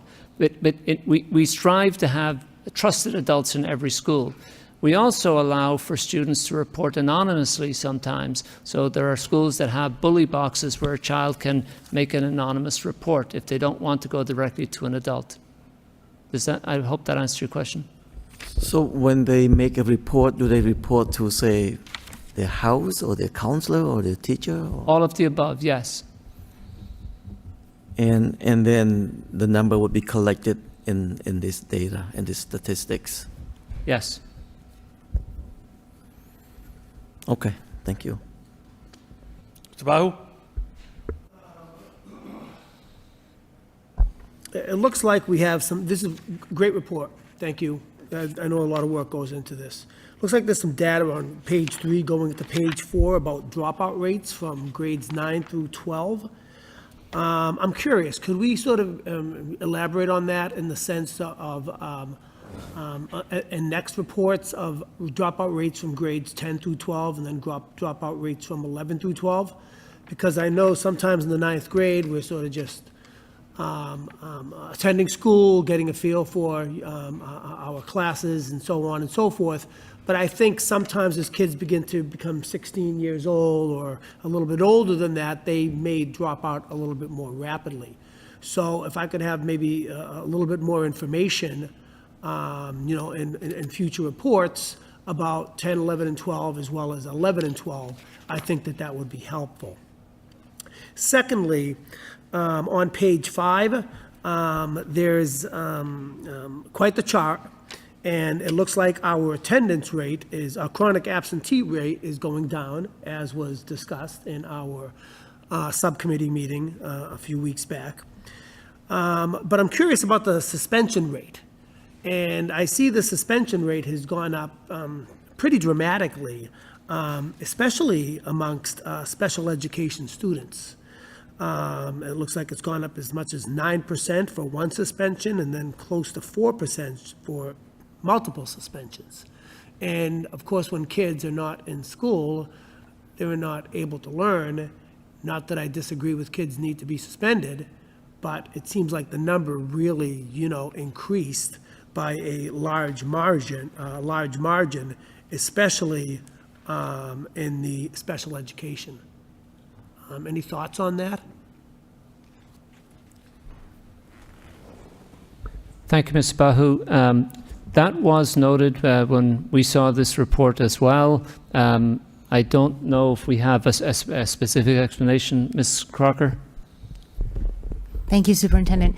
Without a specific explanation, what I want to inform the committee is we actually, each month at our all-administrator meeting, we build in a data examination time, and this was part of our data examination last month, and we did have conversations with all of the administration around the increase in the suspension, and the principals and assistant principals had some time to workshop with one another and come up with some next steps that they're working to implement to try and bring the numbers back down. Not that they really need to go back down, but, why, essentially. But thank you for that. Fine. Thank you very much, Mr. Mayor. I would just like to make a recommendation. I do think that our KPI reports, we're getting more and more information, which is great, and I appreciate that. I think the whole committee does. Just in terms of kind of our ability to go through information, I know that the school improvement, I believe we have a school improvement subcommittee still in place. There may be a different name for it now. I'm looking at you. Take your list right now.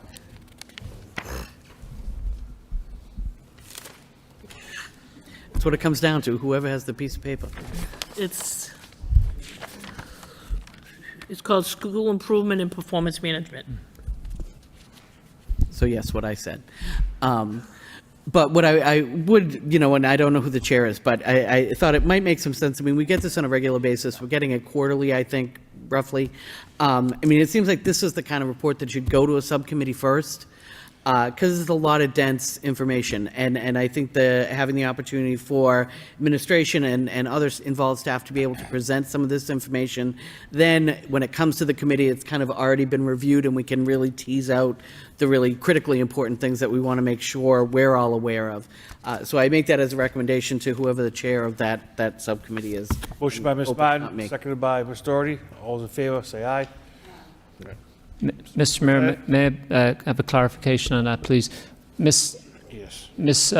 Martin, I want to understand your intention. So I feel obligated to report out each quarter, and we're doing that, and more of it, right? Do you mean for us to report this out as well, or not report it out and simply poll for a subcommittee meeting when we have the reports ready? I think this is a regularly scheduled report that comes out, whether it's every 3 months. So I think every 2.5 months, there should be scheduled a subcommittee that it goes to there first, the week before probably a regular meeting, and then it gets reported out at the regular meeting by the chair of that committee with obviously administration support and whatnot. Understood, thank you. Anything else? 8.3, response to the motion by Mr. Rossi, 2/7/24, regarding migrant student reports. Mr. Lieutenant?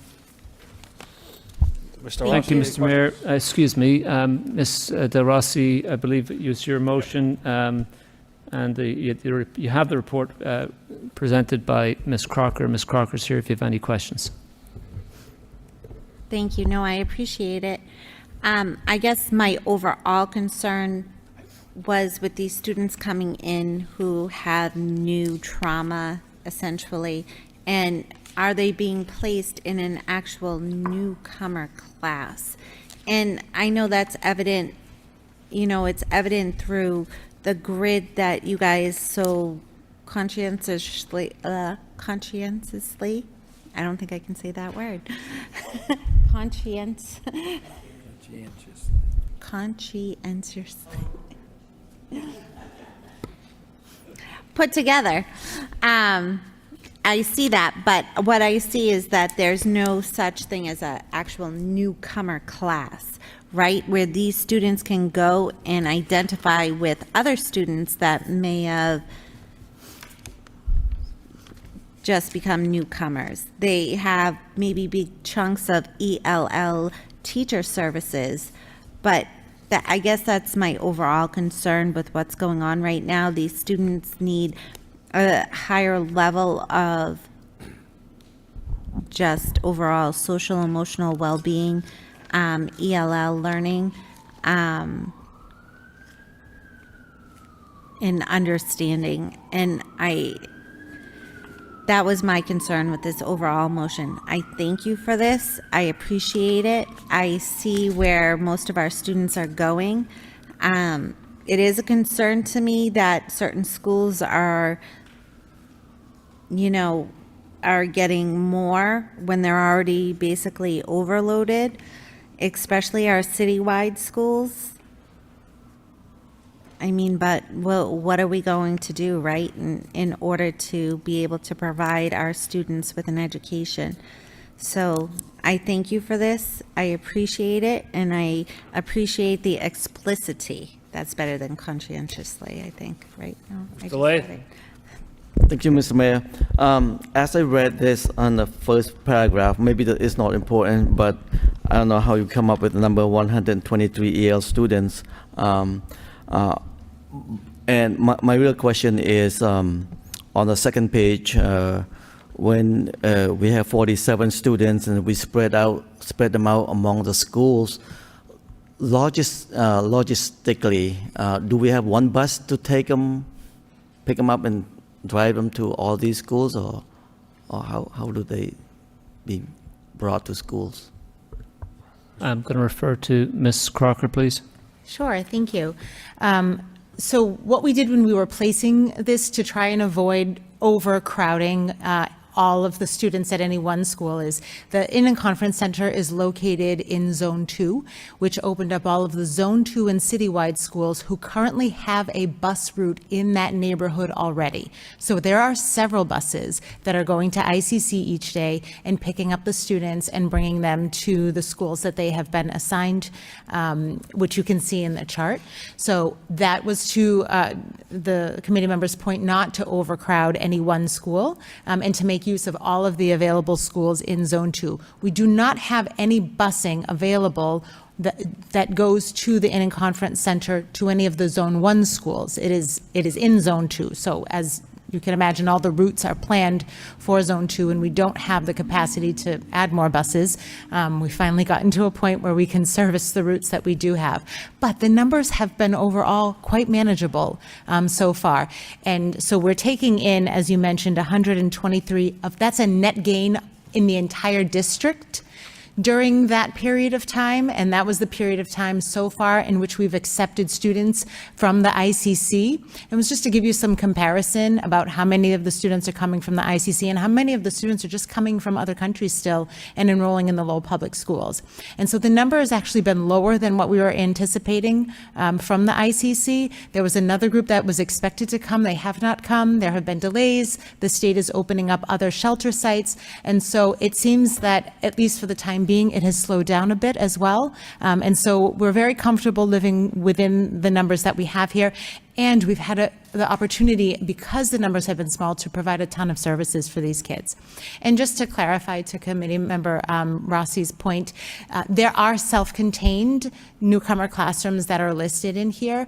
They're almost exclusively at the middle and high schools, the larger middle schools and the high schools. So they have newcomer programs and newcomer classrooms.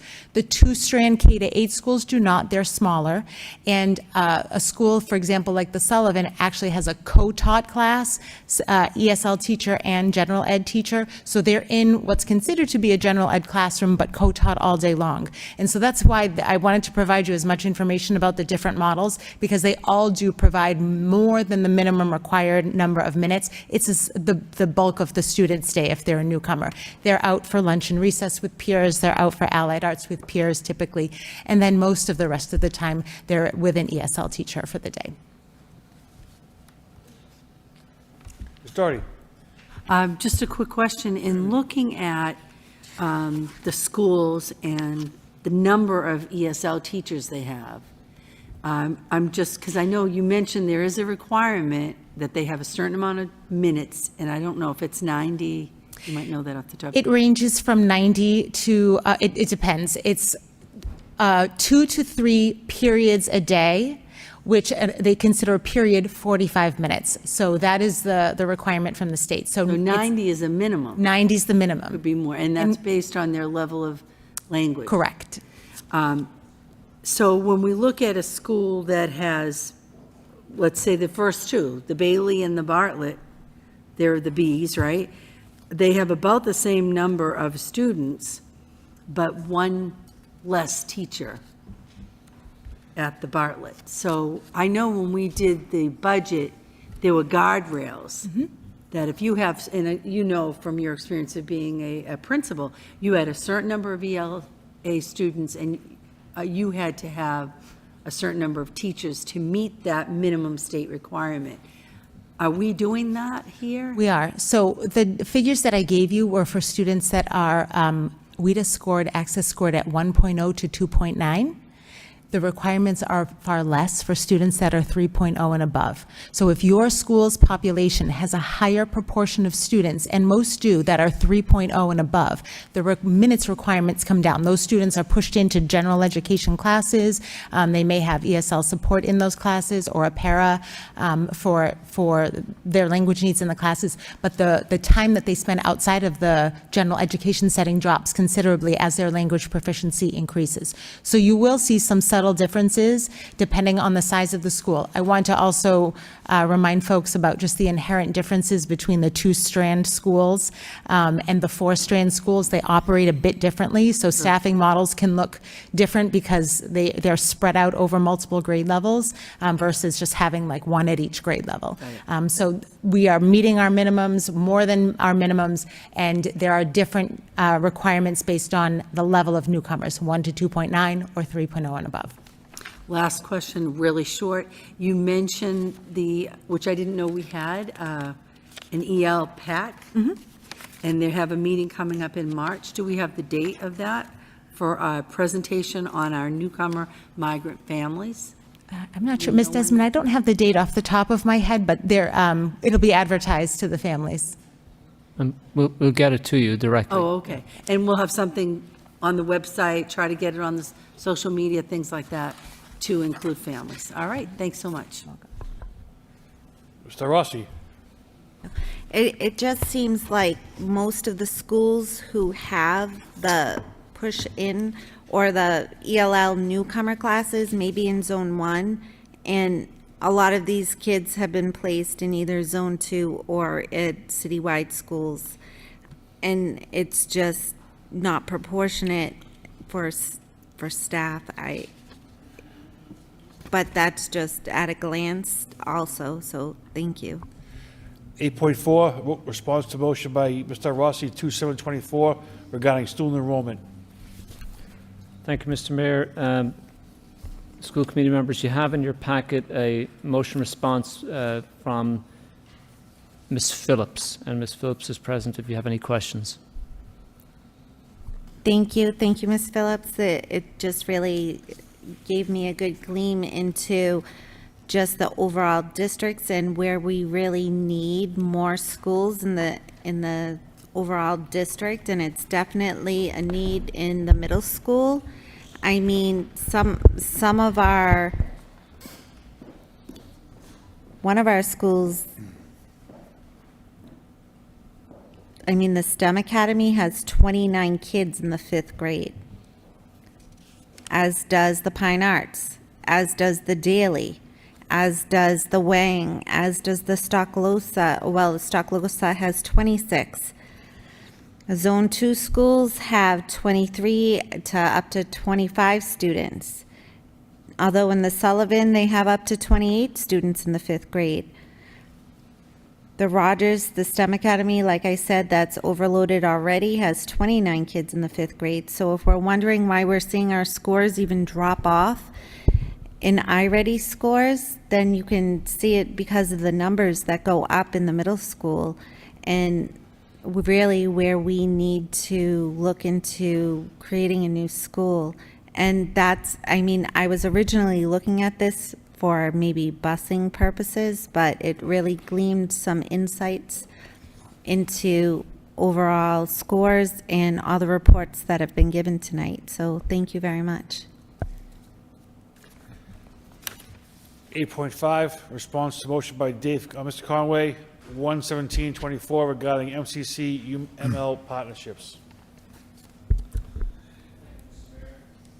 Thank you, Mr. Mayor. You have in your packet, school committee members, a report from Ms. Crocker, and Ms. Crocker is present if you have questions. Thank you, Mr. Mayor, and thank you, Ms. Crocker, for that report.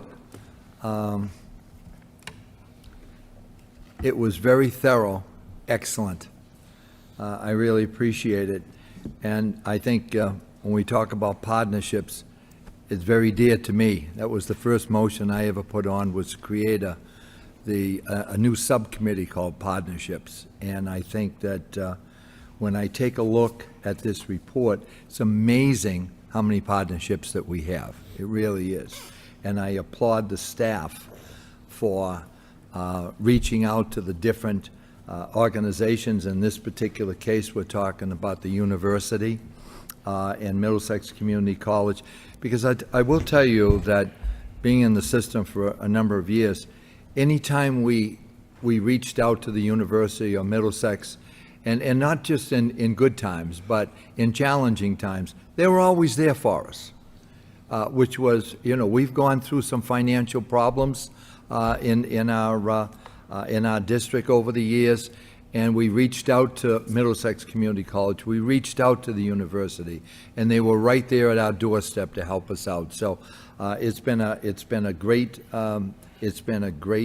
partnership between them, and also, you know, and this is, you know, we're concentrating right now with the partners of UMass and Middlesex, but we also have great ones with nonprofits in the business community too.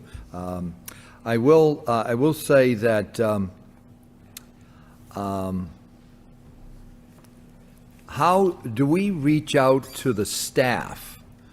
This is something that, you know, when we come up with partnerships, I think a lot of times we find that the administrators come up with these, and they sit down, just like we have here with the Superintendent Skinner at the university, with, you know, all the key players at the university, and certainly working with them to come up with ideas, strengthen what we already have. But do we have a mechanism that we reach out to the staff? We're talking about the teachers and the paras and the tutors. Is there something that, what do we do with that? Because they're in the classroom. they're going to see firsthand some of the things that might work. And I will tell you that I think many staff members are very hesitant to come up with an idea, because I know that in the past it was not unusual that people were not supported, and in some cases just kind of pushed aside. So when an individual, a teacher or a para or tutor, they have an idea to come up with a partnership, and they bring that and they're excited about it and it goes nowhere, what do we do to encourage our staff members to come up with ideas for new creative partnerships? So thank you for the question, Mr. Conway. What I'll say is that actually some of these partnerships do come directly from the staff. One of the reasons being, particularly with UMass Lowell, is that many of our staff members are involved in graduate programs there. And so a lot of the inspiration for some of the partnerships comes from some of the work that they do for their graduate studies, whether it be an action research project, and that has been the subject of a number of sort of ad hoc, one-time kinds of events and opportunities. And what I think is that the current administration is very much seeking that type of initiative from our staff and supporting it. And I think that that is the mindset that we're trying to communicate, the superintendent is trying to communicate. And the convening that we had with the chancellor and all of the provosts and very high-ranking officials there is that they have a new administration as well, and they are seeking that and are supportive and looking to expand that as well. So I think that is the messaging that we'd like to get out to the community, and it is a two-way street. It's what benefits Lowell Public Schools and what benefits the university. That is the best possible outcome of a great partnership. Yeah, that's great. I'm glad that, you know, once again, you have new leadership at the university. It's a perfect opportunity that we can just join hands and get this and get the job done with some very unique, you know, when we take a look at, when you come up with an idea, you know, it usually is spawned from the fact that we have an issue or a problem. And you say to yourself, how do we solve that problem? And that's when you bring people to the table and pick their brains. And you'd be surprised, after a while, you might start off with not sure where you're going with it, but by the time you get done, you have a goal. And I think you probably saw that, Mr. Superintendent, up at the university, because I think they're probably very excited about our partnership. Yeah, thank you very much, Mr. Conway. First, I guess, going back in time to your initial prompting of us to form partnerships, because if you look at the listing here, you know, we didn't fully appreciate it ourselves, so we put it together, quite how many partnerships and how much work is going on. We're very grateful to the university for their partnership in all of these different initiatives, but also to you, Mr. Conway, for your initial vision of partnership work, not just with the university, but with others. And, if I may say so, for your recent promoting and prompting us to be involved with the university. That's what led to our meeting with them, which is just sort of cemented. And what we're showing you here today is not, it will be changing and growing. We've committed to growing even further partnerships. We've some other ideas in the works, both with UMass Lowell, with Middlesex Community College, and a series of community partners that we're very excited about.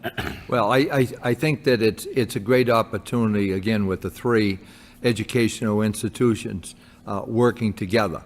And I think that over the years, we certainly have seen partnerships that benefit not just us, but can benefit the university or Middlesex Community College. So again, I applaud you, and it is great to see it in black and white, to see the different, so many different types of partnerships. I'm just wondering, I mean, how do we get this out to the public too somehow? Because I think it's a great opportunity for people to see what we're actually doing. And I know, you know, somebody like Jen Myers has been absolutely incredible getting the word out about what's going on in the schools, which is so very important.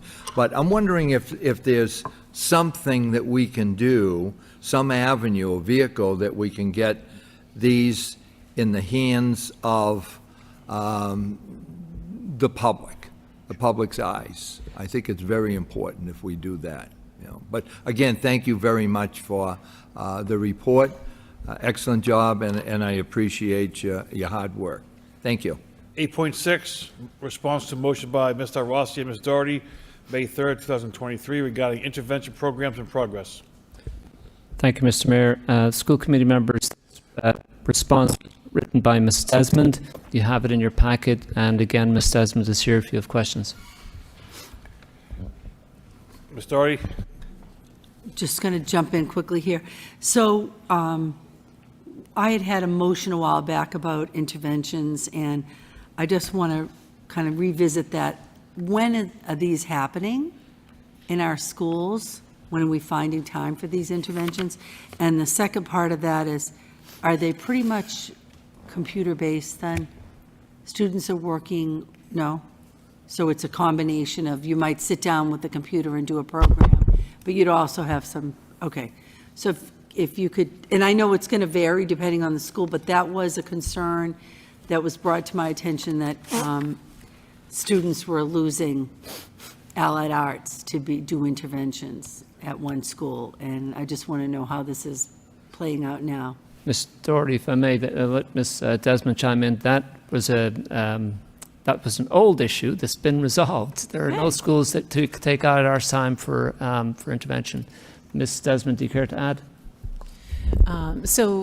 We discussed the ELA intervention piece, the Tier 2, in that subcommittee meeting that we had. What we do is we offer lots of different opportunities for access to interventions for teachers. Some are computer-based and some are not. And so what you have here is a list of ELA and math interventions that are available. They're things that we purchase as a whole district. Most schedules at our elementary schools have a block for Tier 1 instruction, and then there's a separate block for Tier 2 instruction. And that's really when teachers are able to have groupings, and oftentimes they're supported by tutors or paraprofessionals in the building, and they're able to meet students where they are and move them forward with a cadre of Tier 2 materials. At the middle school, they have what's called a what I need or win block, where a lot of that intervention is happening. Just by the nature of a middle school schedule, it's much more of a block schedule, and so that piece has to be specifically carved out. So this is really a listing for both math and ELA of how do we sort of identify a student, and then what are the resources that have been purchased district-wide that teachers have access to. There are some schools that have some individual interventions that they have purchased through school-based budgets that may meet a particular need and is not something that's necessarily district-wide, but these are district-wide that we have purchased as a school district. Thank you. Mr. Rossi? I just want to clarify, just because these are the current 4th and 5th graders within our district. Our current 4th graders never had kindergarten. They don't have core stability. They don't even know how to attend to a lesson. I mean, our 5th graders are plagued with social, emotional, many issues besides lack of academics. So this whole group is near and dear to my heart because I work with them. And I see the deficits that this group truly has. And I honestly put this motion together to really tighten in on them and to ensure their success going forward and throughout high school, and not just so they were able to be monitored the same as every other student. And I mean, I honestly, I truly do believe that education needs to be declared as a public health crisis. And I have no problem saying that because I see what happens in schools every day. And I see the social issues that are happening every day. And I see that, you know, we all may be getting paid, but our kids are not getting what they need. And it's really sad. But again, I guess I thank you for this response. 8.7, motion response by Mr. Rossi, January 17, 2024, regarding crossing guards at the Robinson McAuliffe. Thank you. It looks like they're going to paint the lines a little better and provide green reflector shirts and gloves for administration that's out there. 8.8, response to, what's that? You need to answer or the response satisfied? Who? Oh, that's good. We're good, Mr. Mayor. Thank you. Yeah. 8.8, response to motion by Ms. Doherty, February 7th, 2024, regarding student needs. Thank you very much for this report, and I guess it does a very good job of explaining the process and how we identify students who have disabilities or need 504, and I don't know if there's a way to get to what I was trying to get to. Is several people had reached out to me regarding the chronic absenteeism, that many of our students, they have anxiety, they have school avoidance, they're afraid to go to school, whatever.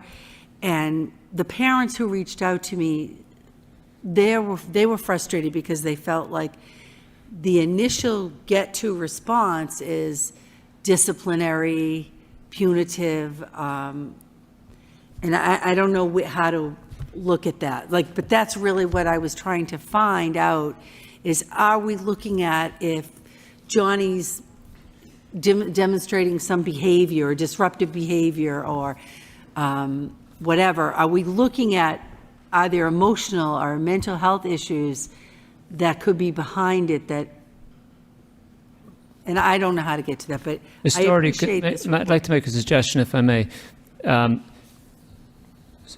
The practices that we are promoting, you heard Mr. Rosenshine talk about trauma-informed instructors and so on, and mental health needs of students. I've said to the committee before that a lot of our absences are not the traditional truancy we talked about when we were young, but they're what we call school avoidance, right? And has to do with oftentimes mental health issues. That's acknowledged and I feel dealt with very skillfully by the vast majority of educators in our schools. If you hear from a parent who says differently, please refer the parent to us, first to the school, and if not, if that's not satisfactory, then to us at central office. Please do that. And I think in general, if I may say so, whether it's the curriculum concerns you hear from folks, please try to take into account if they're talking about trends and like lots of people involved have those concerns, or if it's an individual parent or an individual staff member who's disaffected, because we may well be taking up issues on behalf of one or two people who are not the norm.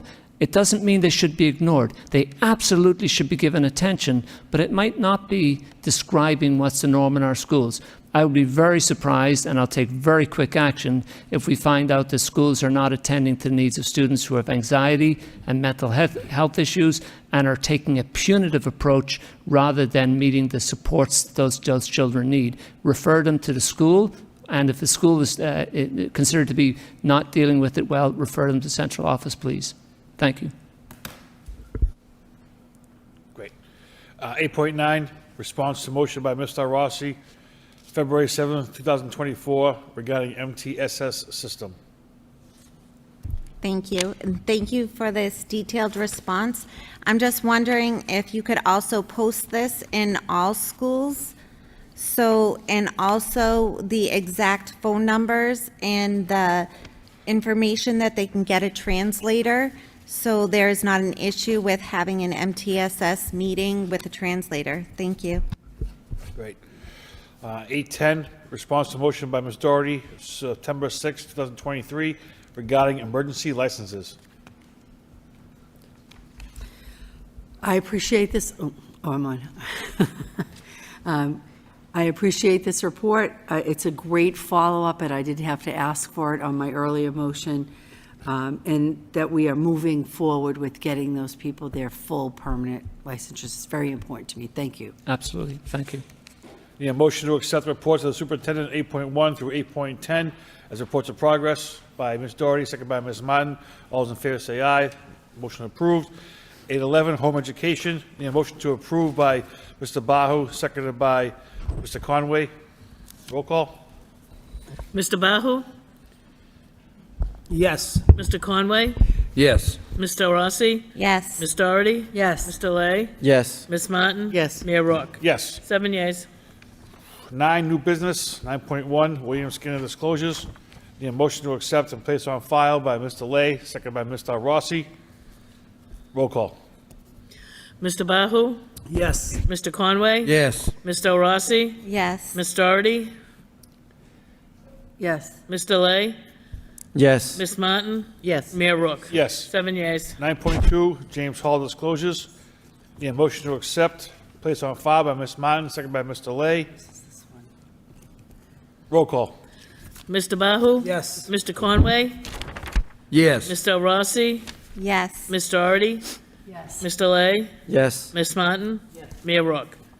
Yes. 7 yeas. 9.3, consideration of Drake Academy approval. Mr. Superintendent? Thank you, Mr. Mayor. I'd like to point out to the committee, first off, the Drake Academy is a private nonprofit school. It is not a charter school. And that was in error on this printed report that went out in school committee packet on Monday. The online version was corrected. I also want to point out that the founder, Esther Concepcion, is here, as well as her co-founder, Brittany Young, who are here if you care to hear from them. They, I'm sure, would welcome an opportunity to speak with you. I'd also like to suggest to the committee that I do have misgivings about this proposal, and at least one suggestion or one offering I believe that would be wise would be to consult the city solicitor about our obligations. I don't know right now how fully we are obligated to vet, for example, the curriculum for that school. How fully are we meant to be responsible for vetting their financial statements and so forth? I don't know that, and I don't feel in a strong position to give you, certainly not a recommendation to approve the school. So a motion to send to the law department by Mr. Lay, second by Ms. Doherty. Mr. Superintendent, they'll come back to us for maybe a report and recommendation. Is that what you're looking for? Yes, thank you. Okay, all those in favor say aye. Opposed? Motion passes. 9.4, approval of updated school calendar. Need a motion to approve the updated 2023-2024 school calendar by Mr. Conway, second by Mr. Rossi. Roll call. Mr. Bahu? Yes. Mr. Conway? Yes. Mr. Rossi? Yes. Ms. Doherty? Yes. Mr. Lay? Yes. Ms. Martin? Mayor Rourke? Yes. 7 yeas, approved. Section 10, convention and conference requests. Ms. Shetler, you're up. Thank you, Mr. Mayor. Yeah. I'm actually here to present something that was mentioned at the previous school committee meeting, which is still very shocking to me. My name is Mary Shetler. I am a multilingual learner teacher at the Maury Elementary School. I am the mother of 2 Lowell Public School students, and my husband is also a Lowell Public School educator. You can say that we really dedicate ourselves to this system. I'm writing regarding the educational and cultural learning excursion to Cambodia for educators that was scheduled to depart in June of 2024. When I first received the email with the invitation to apply, I praised Lowell Public Schools for providing such an amazing opportunity to educators. As a former music teacher, current multilingual learner teacher, and world traveler, I know the importance of immersion education and cultural understanding. The purpose of this trip was described as a learning opportunity to seek and empower educators to incorporate authentic perspectives and practices into their teaching, and to foster a more inclusive and culturally responsive learning environment for all students. Whew, that's a mouthful. At no point did it mention an opportunity for those outside of the classroom. In fact, one of the application questions required applicants have a minimum of a 50% of the day with face-to-face interaction with students and families. After hearing secondhand that the trip had been canceled, my faith in the leadership of the Lowell Public Schools has been shaken and demoralized. I feel betrayed and ignored. I chose to apply for this opportunity based on my knowledge and experience working with Lowell children. Because of this, I spent many thoughtful hours and hours away from my family just to complete the multi-page application, which included 4 embedded essays. I was also required to include my school's demographics, my personal connection to students and their families, as well as distinguished teaching and community activities. I naively believed that all the applicants and participants would be required to do the same thing. So, Michelle, I'm sorry to interrupt you. I appreciate you coming down here waiting 2 or 3 hours. Yes. But this, even though it's under conferences, this isn't really on the agenda for this evening. Right. So it's not, it's you're talking about something that was voted down a month ago. I understand. I'm really here. I'm reading an email that I got no response from. I wrote in this email to every school committee member, Mr. Superintendent, every person involved in this, and I still have no idea that the program is canceled. I've received nothing. My colleagues have gotten nothing, and that's inexcusable.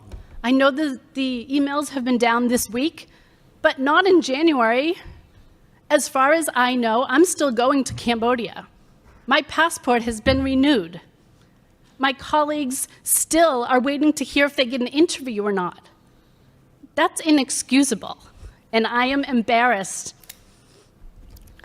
Understanding everything, your emotion and your words this evening, Mr. Superintendent, I think there's some communication here that hopefully can be accomplished. Certainly, Mr. Mayor, anyone who applied should be informed and should have been informed by now. I apologize if that's not happened. I'll make sure to correct it. Thank you. One teacher was told by my daughter, who got a text from me saying, "Hey, I just heard from somebody else." Oh, what? Nobody knew. And that's inexcusable. So thank you for bringing that forward, and hopefully that'll be taken care of shortly. Thank you. We're turning to, we'll take them all at once. 10.1, overnight request, Lowell High School portrait of a graduate convening in Springfield, Mass. 10.2, overnight request, National Association for Research in Science Teaching Conference in Denver, Colorado. 10.3, overnight request, Lowell High School portrait of a graduate in Manchester, Connecticut. 10.4, overnight request, United 2024 in Nashville, Tennessee. 10.5, overnight request, National Leadership Conference in Chicago, Illinois. Any questions about any of these requests? No. We need a motion to approve by Ms. Doherty, second by Mr. Conway. Roll call. Mr. Bahu?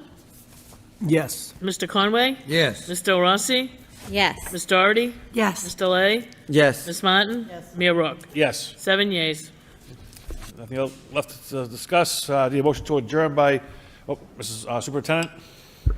I'm not sure, I forget the term that some committee members ask for sometimes to make a statement at the end. I thought I'd share some happy news with the committee. Our own, my own secretary and someone who you all know and work with at this stage, Louisa Bedoya, is getting married this Saturday. I thought you'd like to know. So we want to congratulate Louisa Bedoya. Thank you. You can try to talk her out of it, Mr. Superintendent.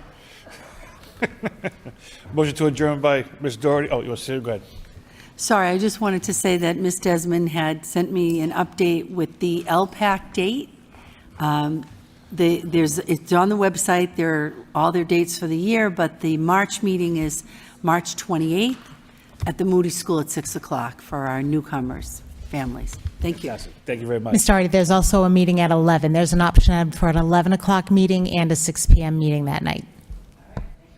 Motion by Ms. Doherty to adjourn, second by Mr. Lay. Have a good evening.